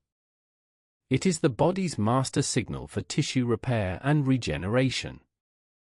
Growth hormone is released by a small structure in the brain called the pituitary gland. The pituitary is, in a sense, the master gland of the entire endocrine system. It sits at the base of the brain, roughly the size of a pea, and it controls, directly or indirectly, almost every other hormone-producing gland in the body. And the pituitary, very obligingly, releases the vast majority of its daily growth hormone during sleep. In fact, more than 70% of all the growth hormone that is released into your bloodstream in a typical 24-hour period is released during deep N3 sleep, particularly during the first deep N3 cycle, which happens within the first hour or two of falling asleep. If you sleep poorly, or not at all, this growth hormone release is dramatically reduced. The body, in other words, repairs itself best when you go to sleep early, and when you allow yourself to fall into deep N3 sleep promptly. The body knows. The biology has been arranged, over millions of years, to put this critical repair signal right at the beginning of the night, when the deepest sleep happens. And what does growth hormone actually do once it has been released? It triggers, throughout the body, a cascade of repair processes. It tells your muscles to begin synthesizing new proteins, to rebuild the small fibers that may have been damaged during the day's activity. This is why athletes pay such careful attention to sleep. It is during sleep, far more than during exercise itself, that muscle growth and repair actually occurs. It tells your bones to release minerals into the small spaces where repair is needed. It tells the cells that build bone, called osteoblasts, to lay down new tissue. It tells the cells that remove old bone, called osteoclasts, to step back and let the building happen.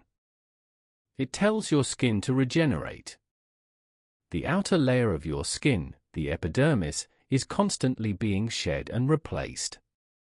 The cells at the very base of the epidermis divide, push upward, mature, and eventually slough off as the dry flakes we never quite notice.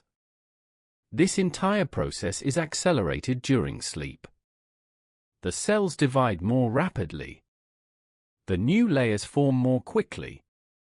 The repair of minor damage from sun exposure, friction, and small injuries is dramatically enhanced. This is why a good night's sleep can make your skin look noticeably better the next morning. It is not a cosmetic illusion. It is biology. The repair has actually happened. It tells your liver to ramp up its production of glycogen, the stored form of sugar that will fuel your activity tomorrow. It tells your kidneys to process certain waste products that they cannot easily process during the busier hours of the day. It tells your immune cells to enter their patrol and repair mode, to clean up damaged cells, to dispose of malformed proteins, to keep the long, careful work of maintaining order going through the night. There is, in essence, a great wave of repair that sweeps through your entire body during the first deep stage of sleep. And then, as the night continues, the work continues. Different tissues do their repair work at different times of night, in a kind of orchestrated rhythm. In the early part of the night, the first cycle of sleep, when N3 is at its deepest, the most intensive repair happens. Growth hormone is at its peak. Cell division is at its most active. The body is doing its heaviest restorative work. In the middle of the night, the work shifts. The repair processes become more steady, less intense, more about maintenance than active rebuilding. And in the later hours of the night, the early morning hours, when REM sleep becomes more dominant, the body shifts its focus once again. Now the work becomes more about preparing for the day to come. The release of cortisol, the body's main stress hormone, begins to slowly increase. The metabolism begins to wake up. The body begins to mobilize energy stores in anticipation of activity. There is something particularly remarkable about what happens to your immune cells during this nightly repair cycle. During the day, your immune system is, in a sense, distracted. It is responding to the constant influx of activity, of food, of microorganisms, of stress. It is doing many things at once. During sleep, the immune system can focus. Particular types of immune cells, called T cells, become much more active during sleep. They patrol the body looking for problems. They identify cells that have become damaged, or that have begun to function abnormally. And they remove those cells, quietly and efficiently, before the problems can grow. This is part of how the body protects itself from disease. Not just from illnesses you might catch, but from problems that arise from within. Damaged cells. Mutated cells. Cells that have begun the long, slow process that could, eventually, lead to cancer. Your immune cells, every single night, are checking your body for these problems.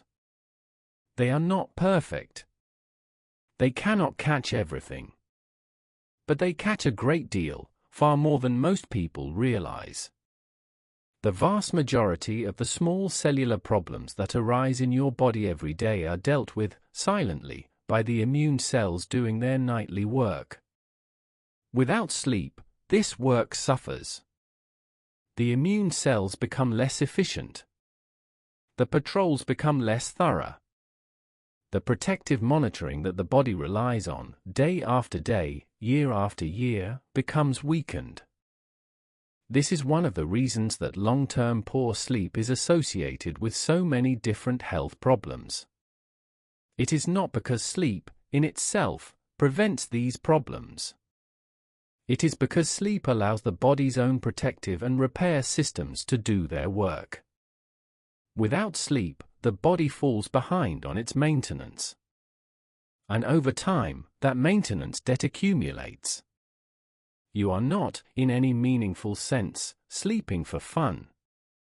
You are sleeping because your body needs this time. Genuinely needs it.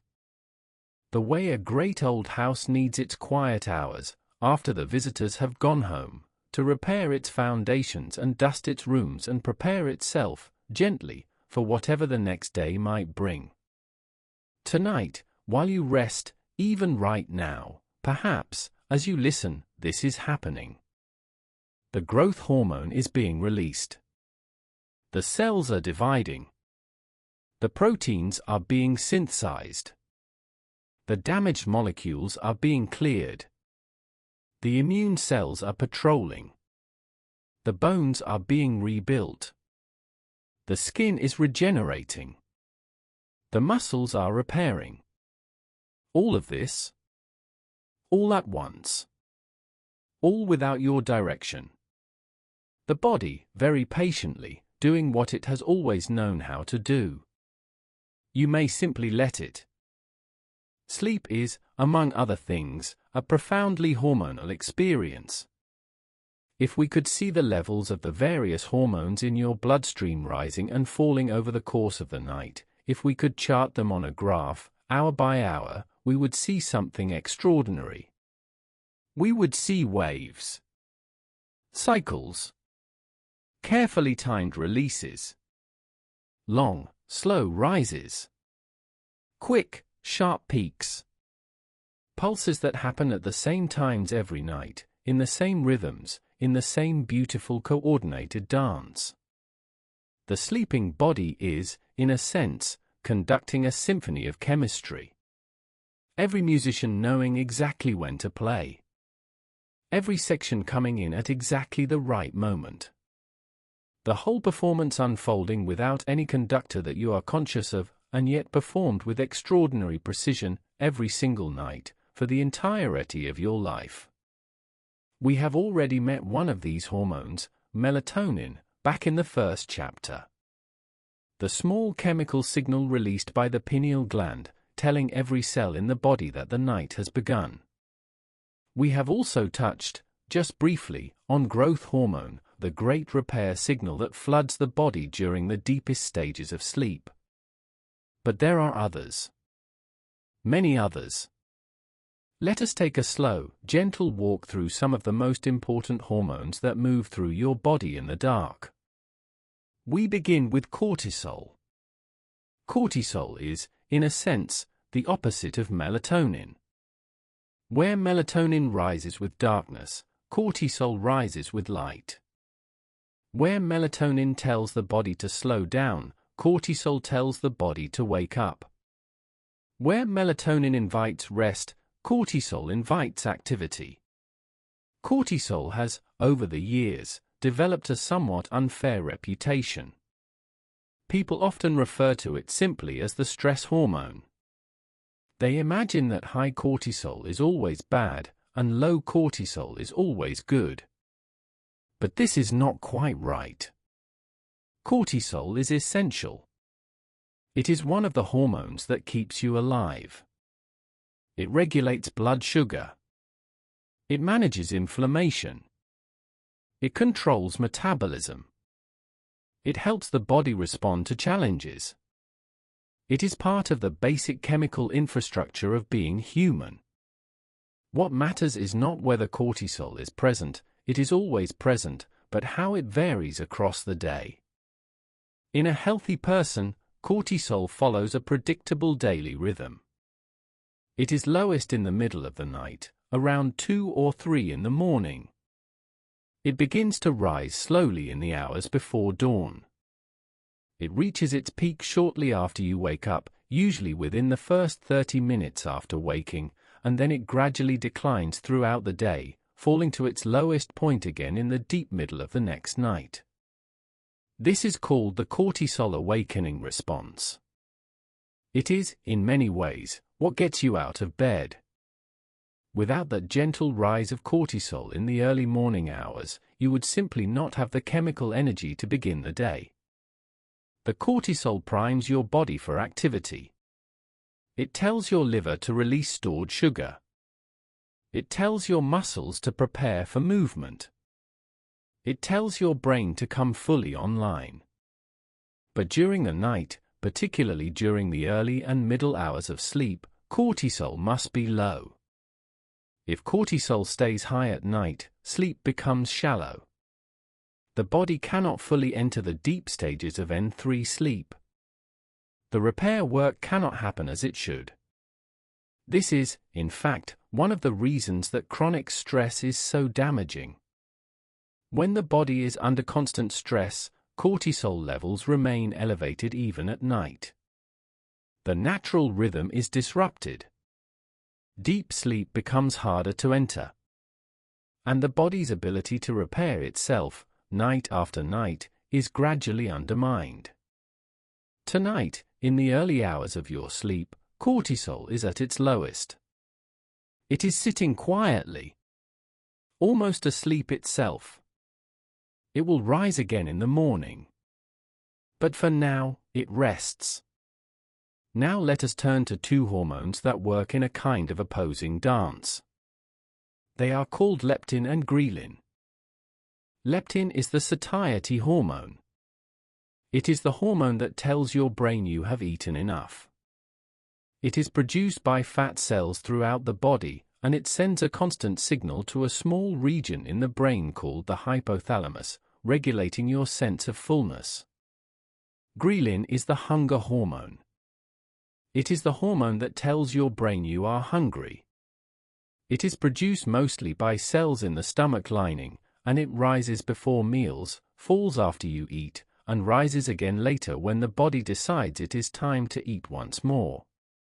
These 2 hormones, leptin and ghrelin, work together to manage your appetite over the long arc of a day. But they are also profoundly influenced by sleep. When you sleep well, when you get enough deep sleep, in a regular pattern, on most nights, leptin rises and ghrelin falls during the night. By morning, your body is in a state where it does not feel ravenously hungry.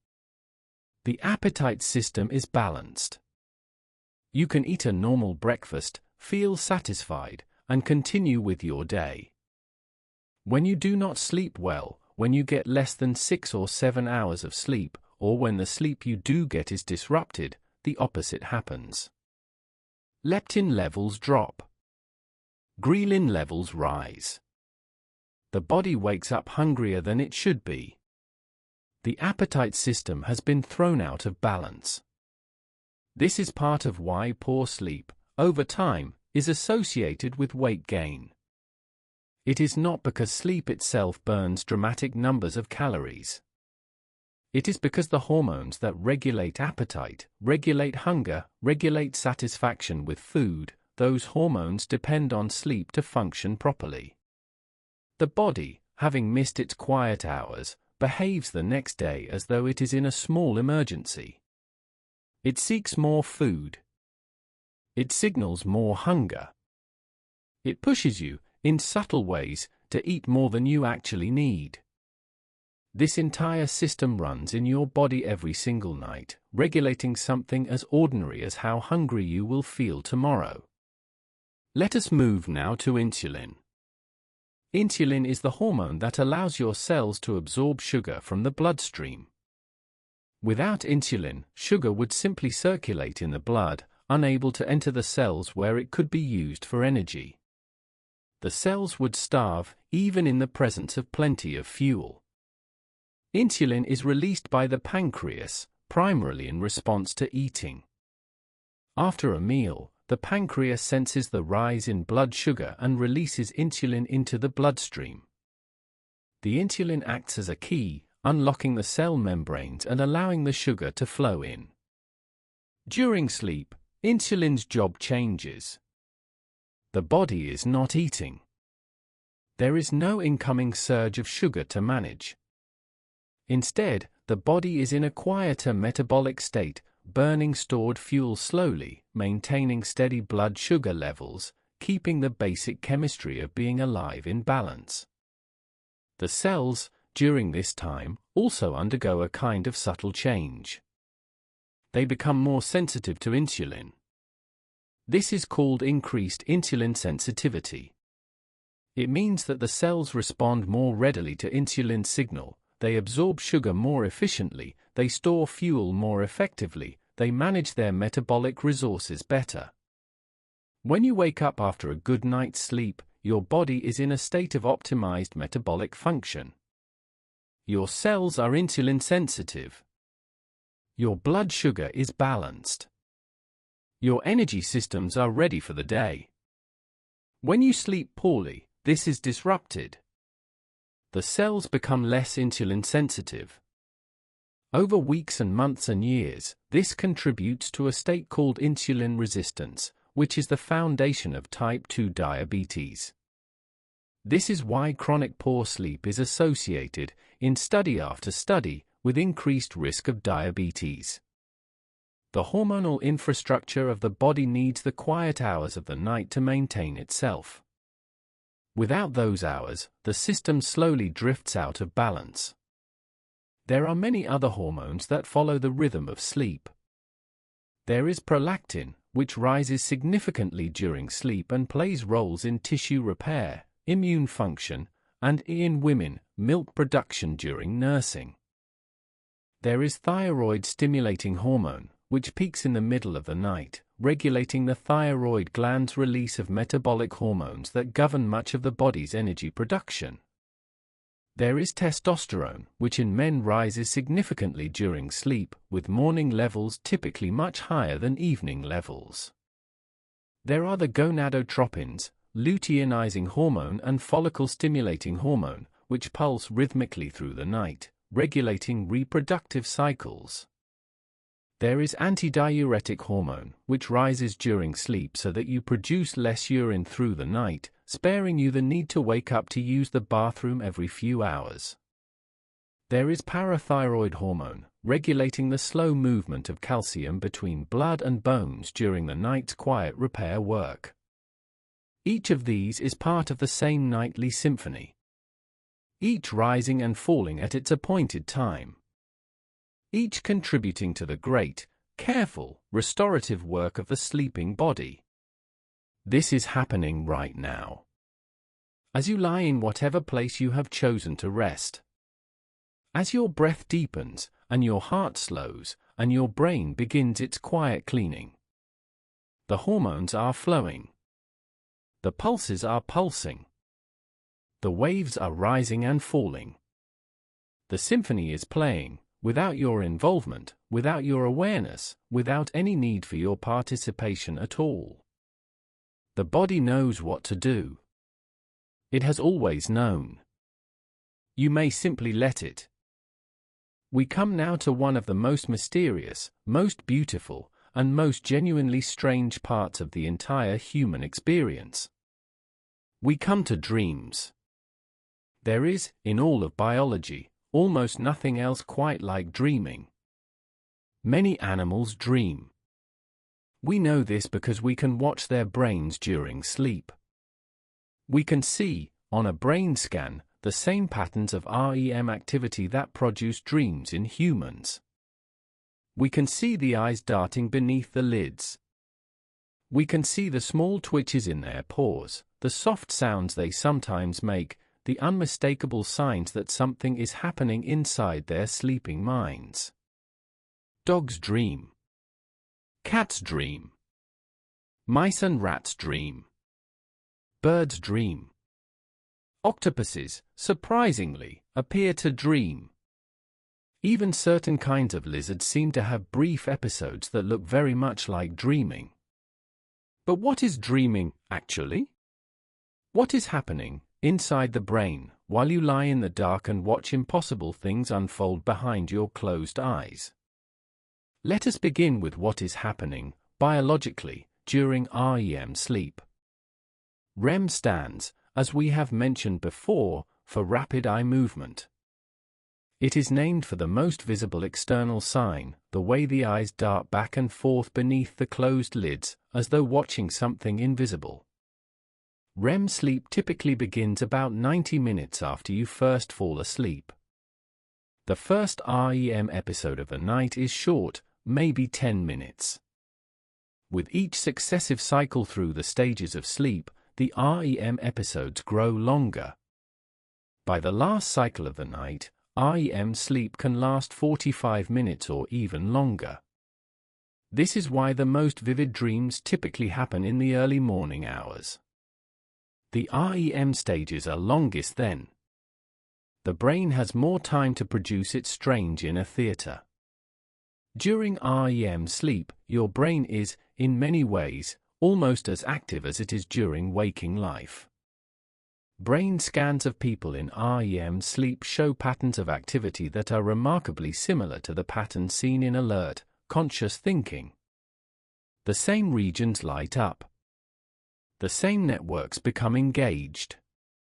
The same kind of complex, lead electrical activity unfolds across the cortex. But there are also crucial differences.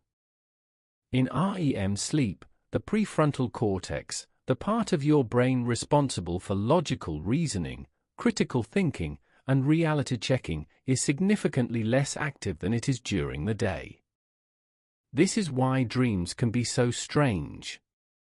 Why impossible things can happen and you simply accept them. Why you can be flying, or talking to someone who has been dead for years, or in a building that is somehow both your house and the school you attended as a child, and none of it strikes you as odd. The part of your brain that would normally say, "This does not make sense, this cannot be real," is quieter. It has stepped back from its usual duties. In REM sleep, the emotional centers of the brain become more active. The amygdala, a small structure deep in the brain that processes emotion, particularly fear and excitement, is significantly more engaged than it is during quiet waking. This is why dreams can feel so emotionally intense. Why a dream about something quite ordinary can leave you feeling moved, or shaken, or strangely happy when you wake up. The brain, during REM sleep, is generating emotion. Carefully. Intentionally. Almost as if rehearsing. There is also something quite remarkable that happens to the body during REM sleep. The body becomes paralyzed. Not entirely, but almost entirely. The muscles of the limbs, the torso, the back, almost all of the body's major muscle groups, become temporarily unable to contract. You cannot move. You cannot walk. You cannot reach out and touch the things you are seeing in your dream. This paralysis is produced by a small region in the brainstem, very close to where breathing is controlled. During REM sleep, this region sends a steady, inhibiting signal down the spinal cord, blocking the messages that would normally travel from the brain to the muscles. A few muscles are spared. The diaphragm, of course, must keep working, breathing must continue. The muscles that move the eyes are not affected, which is why the eyes dart so freely. The small muscles of the inner ear keep working, allowing you to potentially hear sounds in the room. The smooth muscles of the heart and the digestive system, which work autonomously anyway, are not affected. But the great muscles of the body, the ones that would carry you across a room, or pick up an object, or open a door, those muscles are silenced. This is, biologically, very wise of the body. Because if you were not paralyzed during REM sleep, you would act out your dreams. You would walk. You would run. You would reach. You would, on occasion, even hit. The body would attempt to do the things that the dreaming brain was experiencing, and the results, in a typical bedroom, would not be good. You would fall off the bed. You would knock things over. You would startle yourself, and anyone sleeping next to you, in alarming ways. There is, in fact, a rare condition called REM sleep behavior disorder, in which this paralysis system fails. People with this condition do, in fact, act out their dreams. They have been known to leap from bed, to fight invisible enemies, to even injure themselves or their bed partners. It is a fascinating, sometimes frightening glimpse of what would happen if the body did not, every night, faithfully shut itself down during dreams. But for the vast majority of people, for you, tonight, almost certainly, the system works perfectly. The brain dreams. The body remains still. The two systems, the imaginative and the physical, are gently kept separate. Now, what are dreams actually for? This is one of the oldest questions in human history. Every culture, throughout time, has had its theories. Dreams have been seen as messages from gods, as visits from the dead, as glimpses of the future, as windows into the soul, as the wanderings of the spirit during the night. Science, of course, has its own theories. And there are several of them, none of them entirely complete. One theory is that dreams are a kind of emotional processing. The brain, during REM sleep, is taking the emotions of the day, the small frustrations, the unspoken worries, the quiet joys that you did not have time to fully feel, and processing them. Working through them.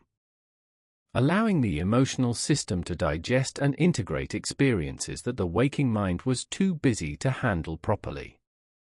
There is some evidence for this. People who go through emotionally difficult experiences, the loss of a loved one, the end of a relationship, a frightening event, often dream more intensely in the days and weeks following. Their REM sleep increases. Their dreams become more vivid, more emotional, more difficult. And gradually, over time, as the emotional content is processed, the dreams subside. Another theory is that dreams are a kind of creative problem-solving. The brain, freed from the constraints of waking logic, is allowed to make strange connections. To combine ideas in ways the waking mind would never consider. To explore possibilities. To find unexpected patterns. There is, again, some evidence for this. History is full of stories of solutions and creative insights that arrived in dreams. The chemist who saw the structure of benzene in a dream of a snake biting its own tail. The composer who heard a melody in his sleep. The writer who solved a story problem in the soft hours just before waking. These stories are common enough that there must be something to them. A third theory is that dreams are a kind of memory consolidation, specifically for the more associative and emotional aspects of memory. Where N2 sleep, with its spindles, handles the factual filing of information, REM sleep handles the deeper weaving, the connecting of new experiences with old, the integration of meaning, the building of the inner story that allows you to make sense of your life. A fourth theory, more recent, suggests that dreams may be a kind of simulation. The brain, in REM sleep, is rehearsing possible situations. Threats. Opportunities. Social interactions. It is, in a sense, running practice scenarios, preparing you, in some unconscious way, for situations you may encounter when you wake. The truth, almost certainly, is that all of these theories are partly correct. Dreams are doing many things at once. They are processing emotion. They are consolidating memory. They are making creative connections. They are perhaps rehearsing scenarios. They are, in some way that we do not yet fully understand, part of the deep psychological maintenance of being a complex, conscious, remembering, feeling creature. And they happen, every night, whether you remember them or not. You will dream tonight. Not just once. You will dream multiple times. Probably 4 or 5 separate dream episodes, scattered through the early morning hours, each one a little longer than the one before. You will not remember most of them. Almost no one does. The brain, very intentionally, makes it difficult to remember dreams. The same chemistry that produces them seems to make them slip away, quickly, when waking arrives. This is, perhaps, part of why dreams feel so strange. So fleeting. So like another world. They are something that happens, briefly, in a place to which you have only the most uncertain access. A theater that runs every night, in your own mind, with you as the only audience, and even you are not allowed to take very much of it home with you. It is, perhaps, the most private show on earth. It will play again tonight. You may simply let it. All of this, every single thing we have explored so far, depends on something rather extraordinary. Something so deeply embedded in the biology of being alive that it is, in many ways, older than your body, older than your species, older than the very tissue that makes up your cells. It is your body clock. Or, to use the more formal term, your circadian rhythm. The word circadian comes from the Latin circa, meaning around. Diem, meaning day. Around the day. The roughly 24-hour rhythm that governs almost every cell in your body. This is one of the oldest biological inheritances of life on Earth. To understand it, we have to go back. Far back. Billions of years. For most of life's history on this planet, Earth has been spinning at roughly its current speed. Day has followed night. Light has followed dark. The temperature has risen with the sun and fallen with its setting. Resources have appeared at certain times of day and disappeared at others. Life, evolving on a spinning planet, had to find a way to deal with this. Living things that could anticipate the daily cycle, that could predict when light would come, when food would be available, when danger would be greatest, when temperature would drop, had an enormous advantage over living things that simply reacted to whatever was happening at the moment. So evolution, very patiently, built the body clock. The clock began appearing in the very earliest forms of life. It appeared in single-celled organisms billions of years ago. It appeared, independently, in plants and in animals. It appeared in fungi. It appeared in archaea, those ancient microbes that live in extreme environments. Every single one of these forms of life, when studied carefully, turns out to have some kind of internal timekeeping mechanism. A small biological clock, ticking away at its cells, telling them what time it is, whether or not there is any light in the environment at all. In humans, this clock is a complex, layered system. At its center, deep in the brain, there is a small cluster of cells called the suprachiasmatic nucleus, often shortened to SCN. It sits just above the place where the optic nerves cross, which is, in fact, where it gets its name.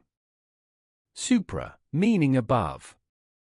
Chiasmatic, referring to that crossing point of the optic nerves. The SCN is, roughly speaking, the master clock of your entire body. It is small. About 20,000 neurons in total, which sounds like a lot, but is actually quite tiny by brain standards.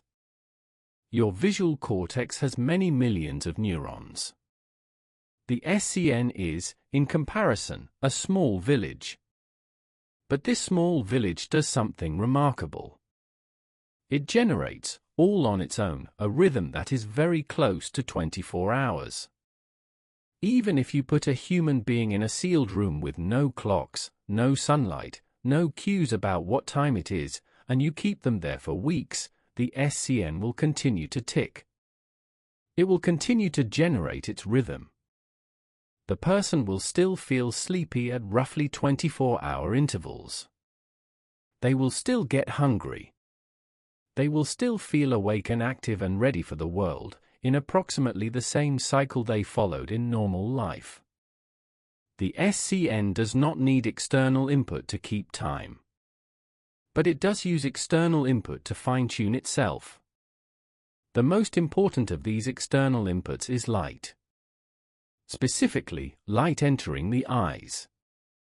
There is, in the human eye, a special type of light-sensitive cell that does not contribute much to actual vision. These cells, called intrinsically photosensitive retinal ganglion cells, a wonderfully cumbersome name, are particularly tuned to blue light. The kind of blue light that is abundant in daylight, and particularly in early morning sunlight. When these cells detect light, they send a signal to the SCN. The SCN uses this signal to align itself with the actual day. It says, in essence, this is when the day begins. Let me adjust my internal clock to match. This is, in fact, the most powerful external influence on your body clock. Sunlight, particularly in the morning, anchors your rhythm to the actual cycle of the world. If you do not see morning sunlight, if you wake in a dim room, and go straight to a windowless workplace, and never receive that bright morning light signal, your SCN tends to drift. It tends to slowly run a little later each day. You may find yourself getting sleepy later. Waking up groggier. Feeling, in some subtle way, that you are out of sync with the world. This is one of the simplest, most effective things any human being can do for their sleep. Spend a few minutes outside in the morning, even if it is overcast. The light signal will reach your SCN. The clock will be reset. The rhythm will hold. Once the SCN knows what time it is, it spreads that information throughout the body. This is where things get truly remarkable.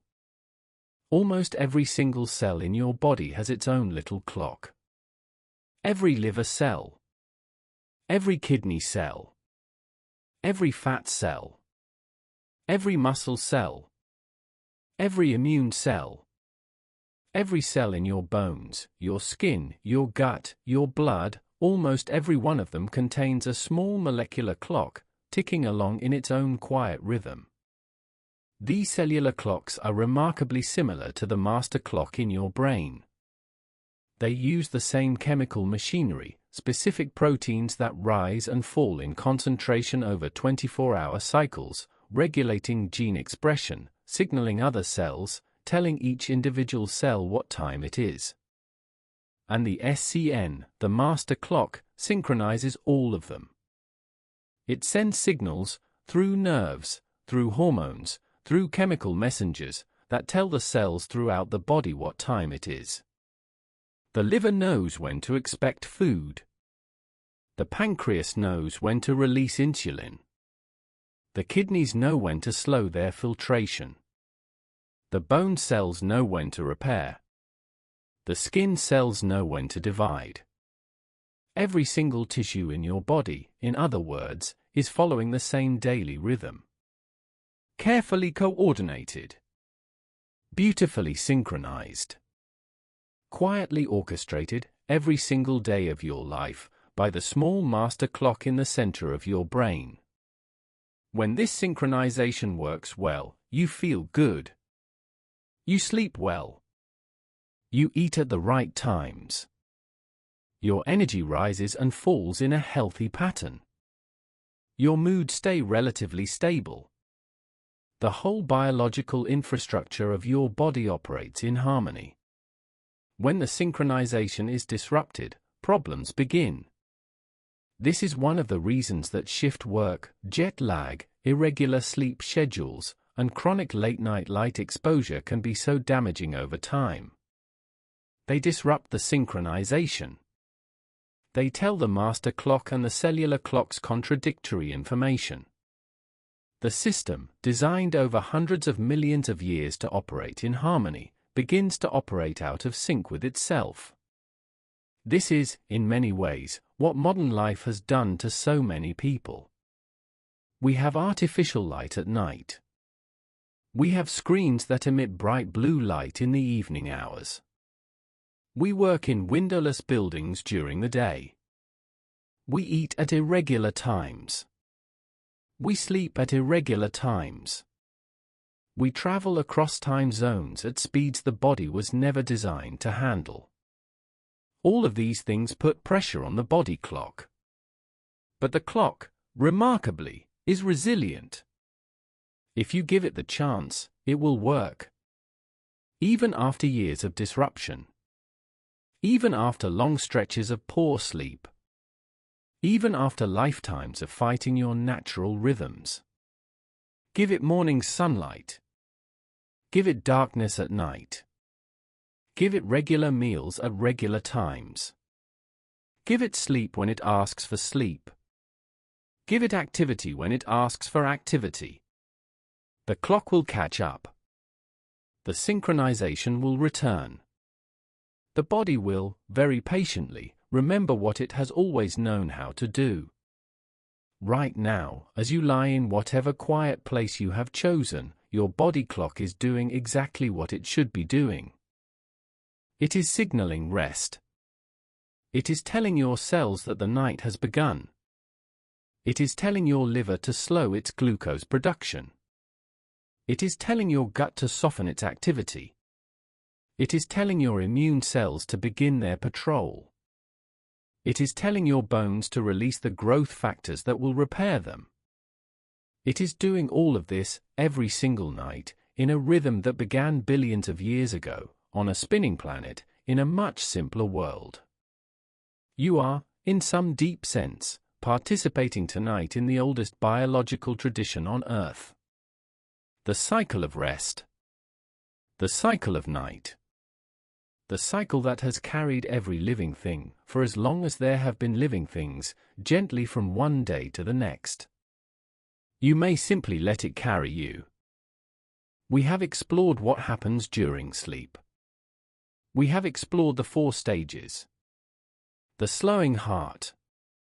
The shifting breath. The cleaning of the brain. The sorting of memory. The repair of cells.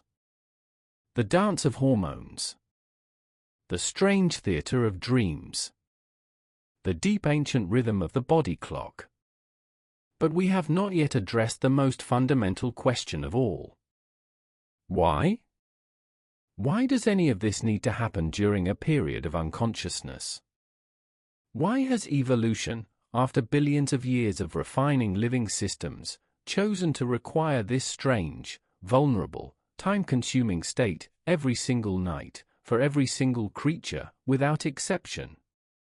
This is, perhaps, the biggest unanswered question in all of sleep science. We are getting closer to answers.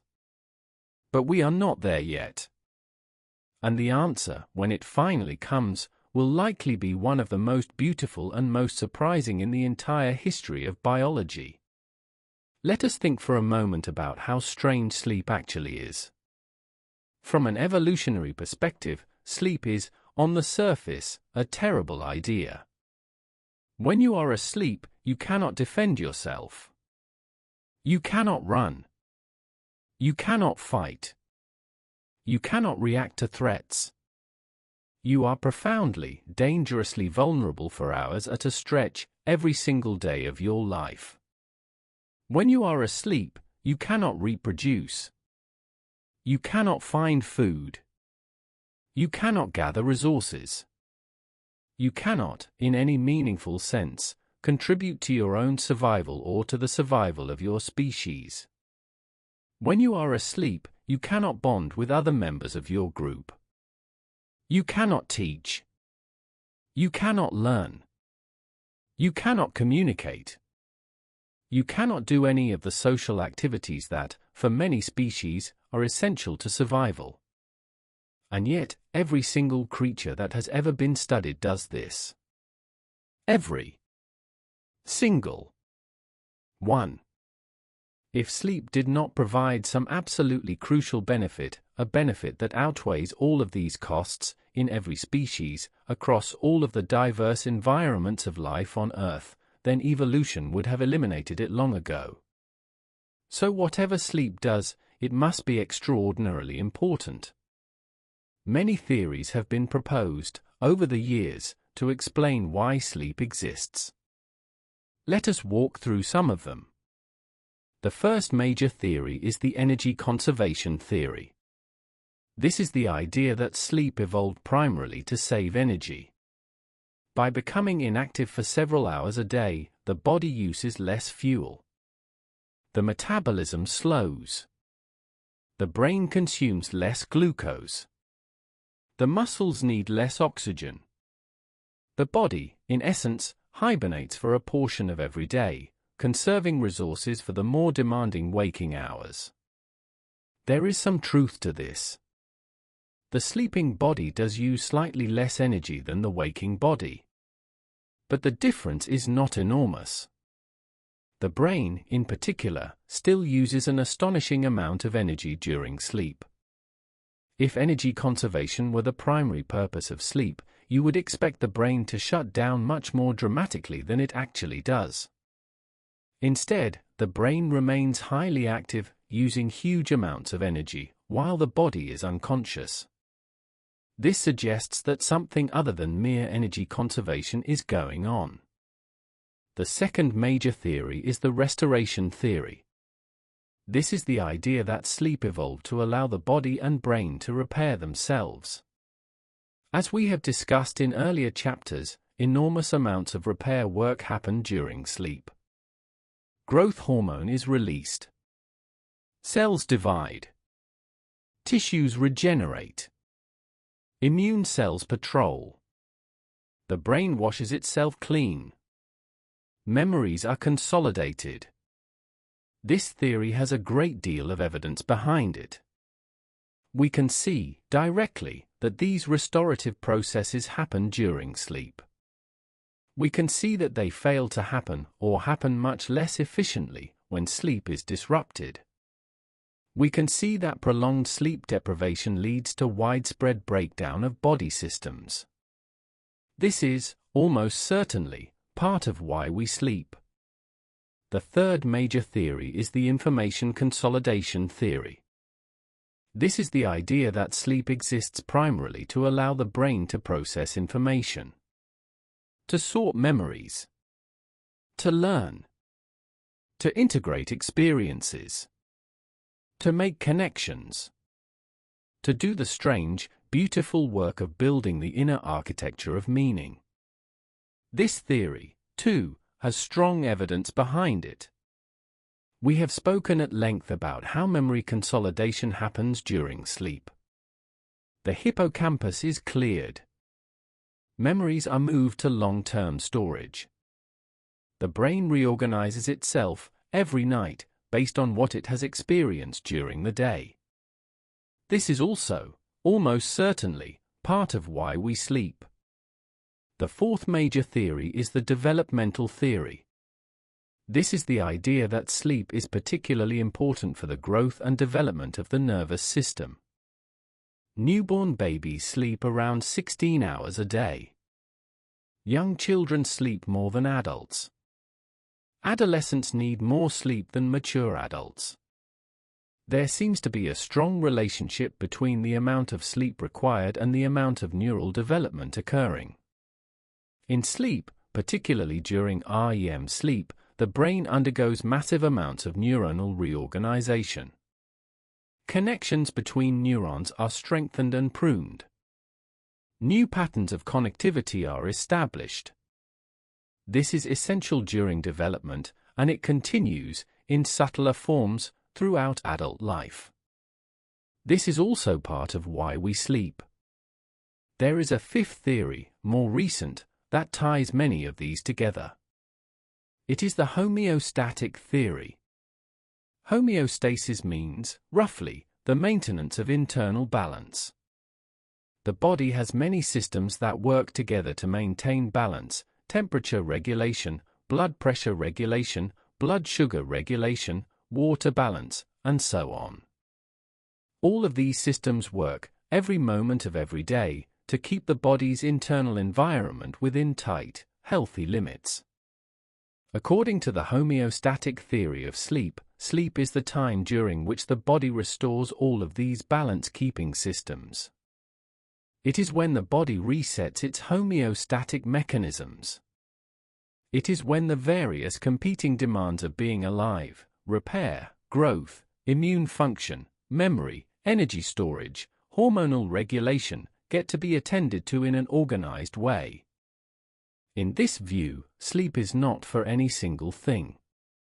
It is for everything that needs to happen in a body, all the things that compete for time and resources during the day, finally getting their chance to be done without interruption. This is, perhaps, the closest we have come to understanding why sleep exists. It is not that sleep does any one thing. It is that sleep is when the body can finally do all the things it cannot do while it is also trying to be awake. There is one more way to think about this, a way that is perhaps less scientific but more intuitively meaningful. You can think of your daily existence as being divided between two fundamental modes of being. There is the outward mode, the mode of action, of engagement with the world, of doing and responding and creating and consuming.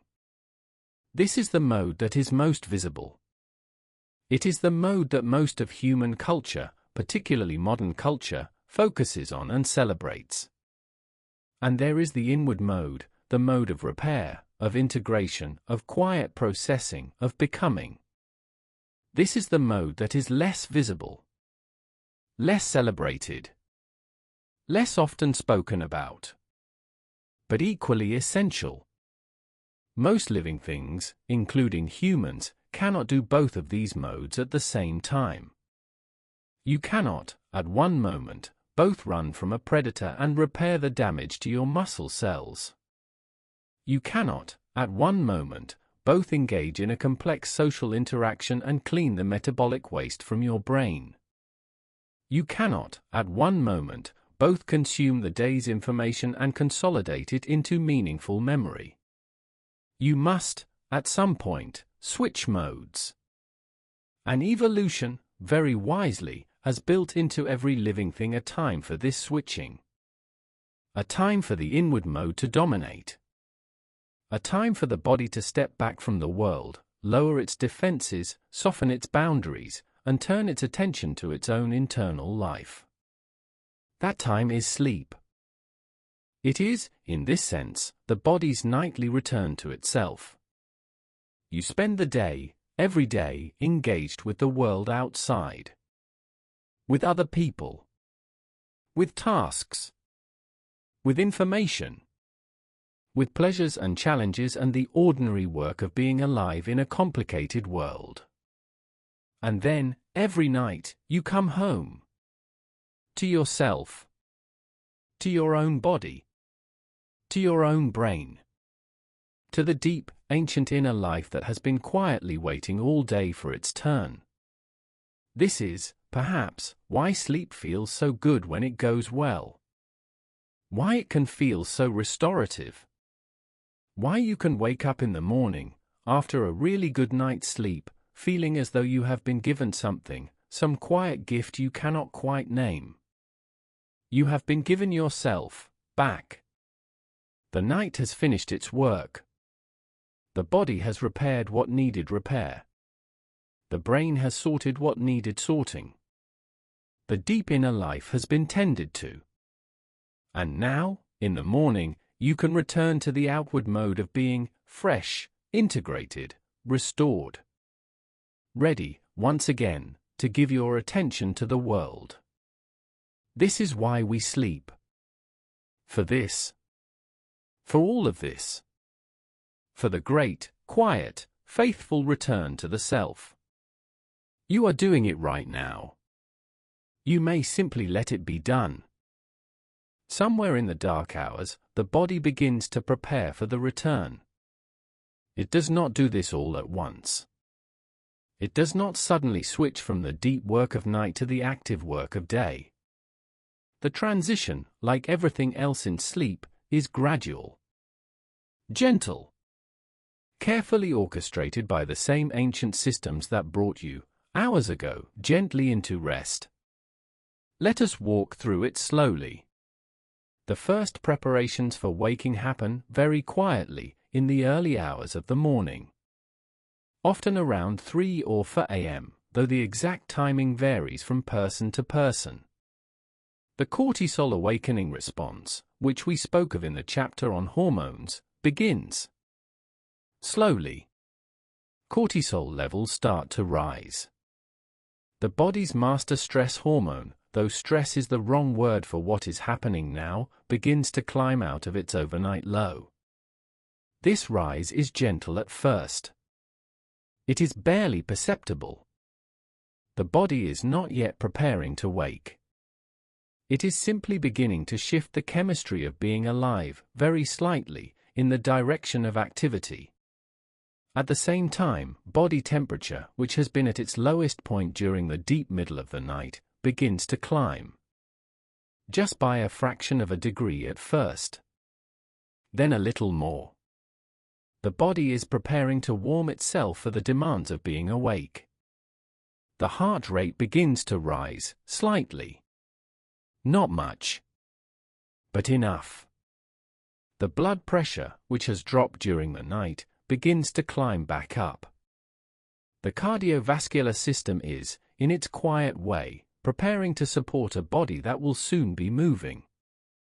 The respiratory rate, which has been slow and steady through the deep stages of sleep, becomes a little faster. The breath comes a little easier. The lungs are preparing for the increased oxygen demands of waking activity. All of this is happening without your awareness. You are still asleep. You are still dreaming, perhaps, in the longer REM episodes that come in these later morning hours. You are still very much in the inward mode of being. But the body, beneath your awareness, is preparing for the outward mode to begin again. There is, in the brain, another small structure that becomes important in these morning hours. It is called the locus coeruleus. The name means, in Latin, the blue spot, because the cells in this region are pigmented blue when seen under a microscope. The locus coeruleus is the brain's main source of a chemical called norepinephrine. Norepinephrine is, broadly speaking, the chemistry of alertness, of attention, of vigilance, of being awake and engaged with the world. During the deep stages of sleep, the locus coeruleus is almost completely silent. Its activity drops to nearly zero. This is, in fact, part of how the brain achieves the unconscious state of deep sleep, by quieting this particular cluster of cells. But as morning approaches, the locus coeruleus begins to come back online. It begins, very slowly, to send out small pulses of norepinephrine. Each pulse is gentle. Each pulse is brief. But each pulse contributes to the slow, careful awakening of the brain. The cortex begins to receive these signals. The neural networks that have been operating in their sleeping configurations begin to shift back toward their waking patterns. The brain begins, gradually, to become more accessible to consciousness. And at some point in this process, something quite specific happens. You wake up. For most people, in a healthy sleep cycle, waking happens at the end of a REM episode. Not during the deepest sleep, but at a point when the brain has come naturally close to wakefulness anyway. This is, in fact, why some sleep researchers recommend trying to wake up at a multiple of 90 minutes of sleep, since sleep cycles tend to last about 90 minutes each. If you wake up at the end of a cycle, as opposed to in the middle of deep N3 sleep, you will feel less groggy, less disoriented, more alert. The actual moment of waking is, when you observe it carefully, quite strange. One moment you are not aware. The next, you are. You are now thinking. You are now noticing. You are now experiencing whatever is around you, with the dim light of the room, the texture of the sheets, the soft weight of your own body. But where did you just come from? You cannot quite say. There is no clear memory of what just happened.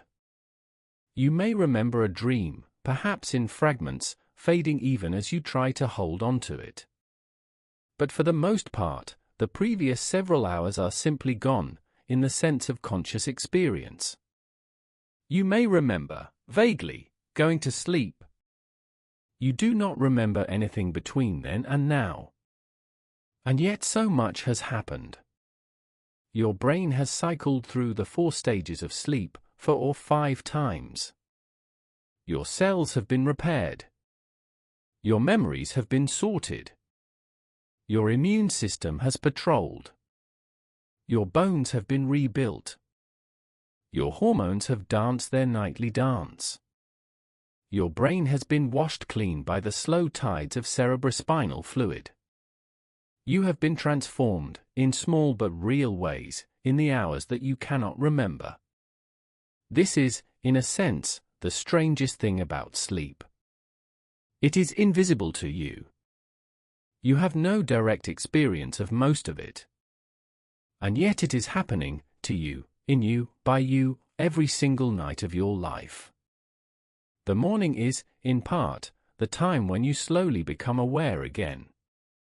When the rich, complex inner life that has been operating without you all night long finally allows you to rejoin it.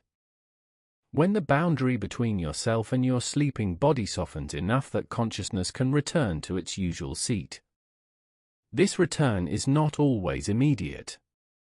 Many people experience a kind of foggy period right after waking. Things feel slow. Thoughts come slowly. Movement comes slowly. The body needs a few minutes, sometimes longer, to fully transition into waking mode. This is normal. This is healthy. This is your nervous system gently completing the transition. If you have slept well, this morning fog will lift quickly. The cortisol awakening response will provide the chemistry needed for full alertness. Light, particularly if you can get into morning sunlight quickly, will signal your master clock that the day has begun and accelerate the transition. Within 30 minutes to an hour, in most cases, you will be fully awake. The night will feel distant. The dreams, if you remember any, will already be fading. The work that was done, the repair, the sorting, the cleaning, the dancing of hormones, will be largely invisible. You will simply feel rested. You will feel like yourself. You will feel ready, in some quiet way, for whatever the day might bring. You may not even think about your sleep at all. This is, perhaps, the greatest compliment you can pay to the night. To rise from it feeling so well that you do not need to think about it. To trust the work that was done. To carry the benefits of that work into the day, without ever stopping to thank the systems that produced them. Because the body does not need to be thanked. It simply does this. Every night. For as long as you are alive. It will do it tonight. It will do it tomorrow night.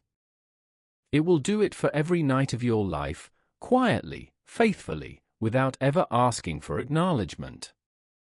You are now, perhaps, very close to sleep yourself. You may have drifted in and out, during the long quiet exploration of this video. You may have stayed awake for all of it. You may, by morning, remember some of what was discussed, or you may remember almost none of it. It does not matter. What matters is that you have given your body, tonight, the chance to do what it has always known how to do. You have created the conditions, the soft darkness, the relative quiet, the gentle voice in the background, under which your body can step out of the outward mode and into the inward. Your heart is slowing. Your breath is deepening. Your brain is beginning the slow tides of its nightly cleaning. Your cells are preparing for the deep work of repair. Your hormones are settling into their nighttime configurations. Your master clock is signaling the appropriate signals to every tissue in your body. The night has begun. Or perhaps it has been underway for some time, and we are simply reaching its end. Either way, you are safe. You are well. You are exactly where you should be. In a moment, this video will become quieter. The narration will gradually soften. The slow background of sound will continue for some time, gently filling the room, until it too fades. You do not need to do anything. You do not need to think anything. You do not need to wonder whether you are sleeping correctly, or whether you have absorbed what was said, or whether tomorrow will bring whatever tomorrow brings. You simply need to be here. In this place. In this body. In this quiet hour. The world will still be there in the morning. Your tasks will still be waiting. Your responsibilities will still need attending to. But not now. Not in this moment. Now, you may simply rest. Thank you for spending this time with us at Nightshore. If you have enjoyed this exploration, a like and a subscribe really do help this quiet little channel grow, though they can certainly wait until morning. And if you have already subscribed, thank you. Truly. Your presence here matters more than you might know. We will be back soon with another slow journey through the strange and beautiful machinery of being alive. Until then, sleep well and good night.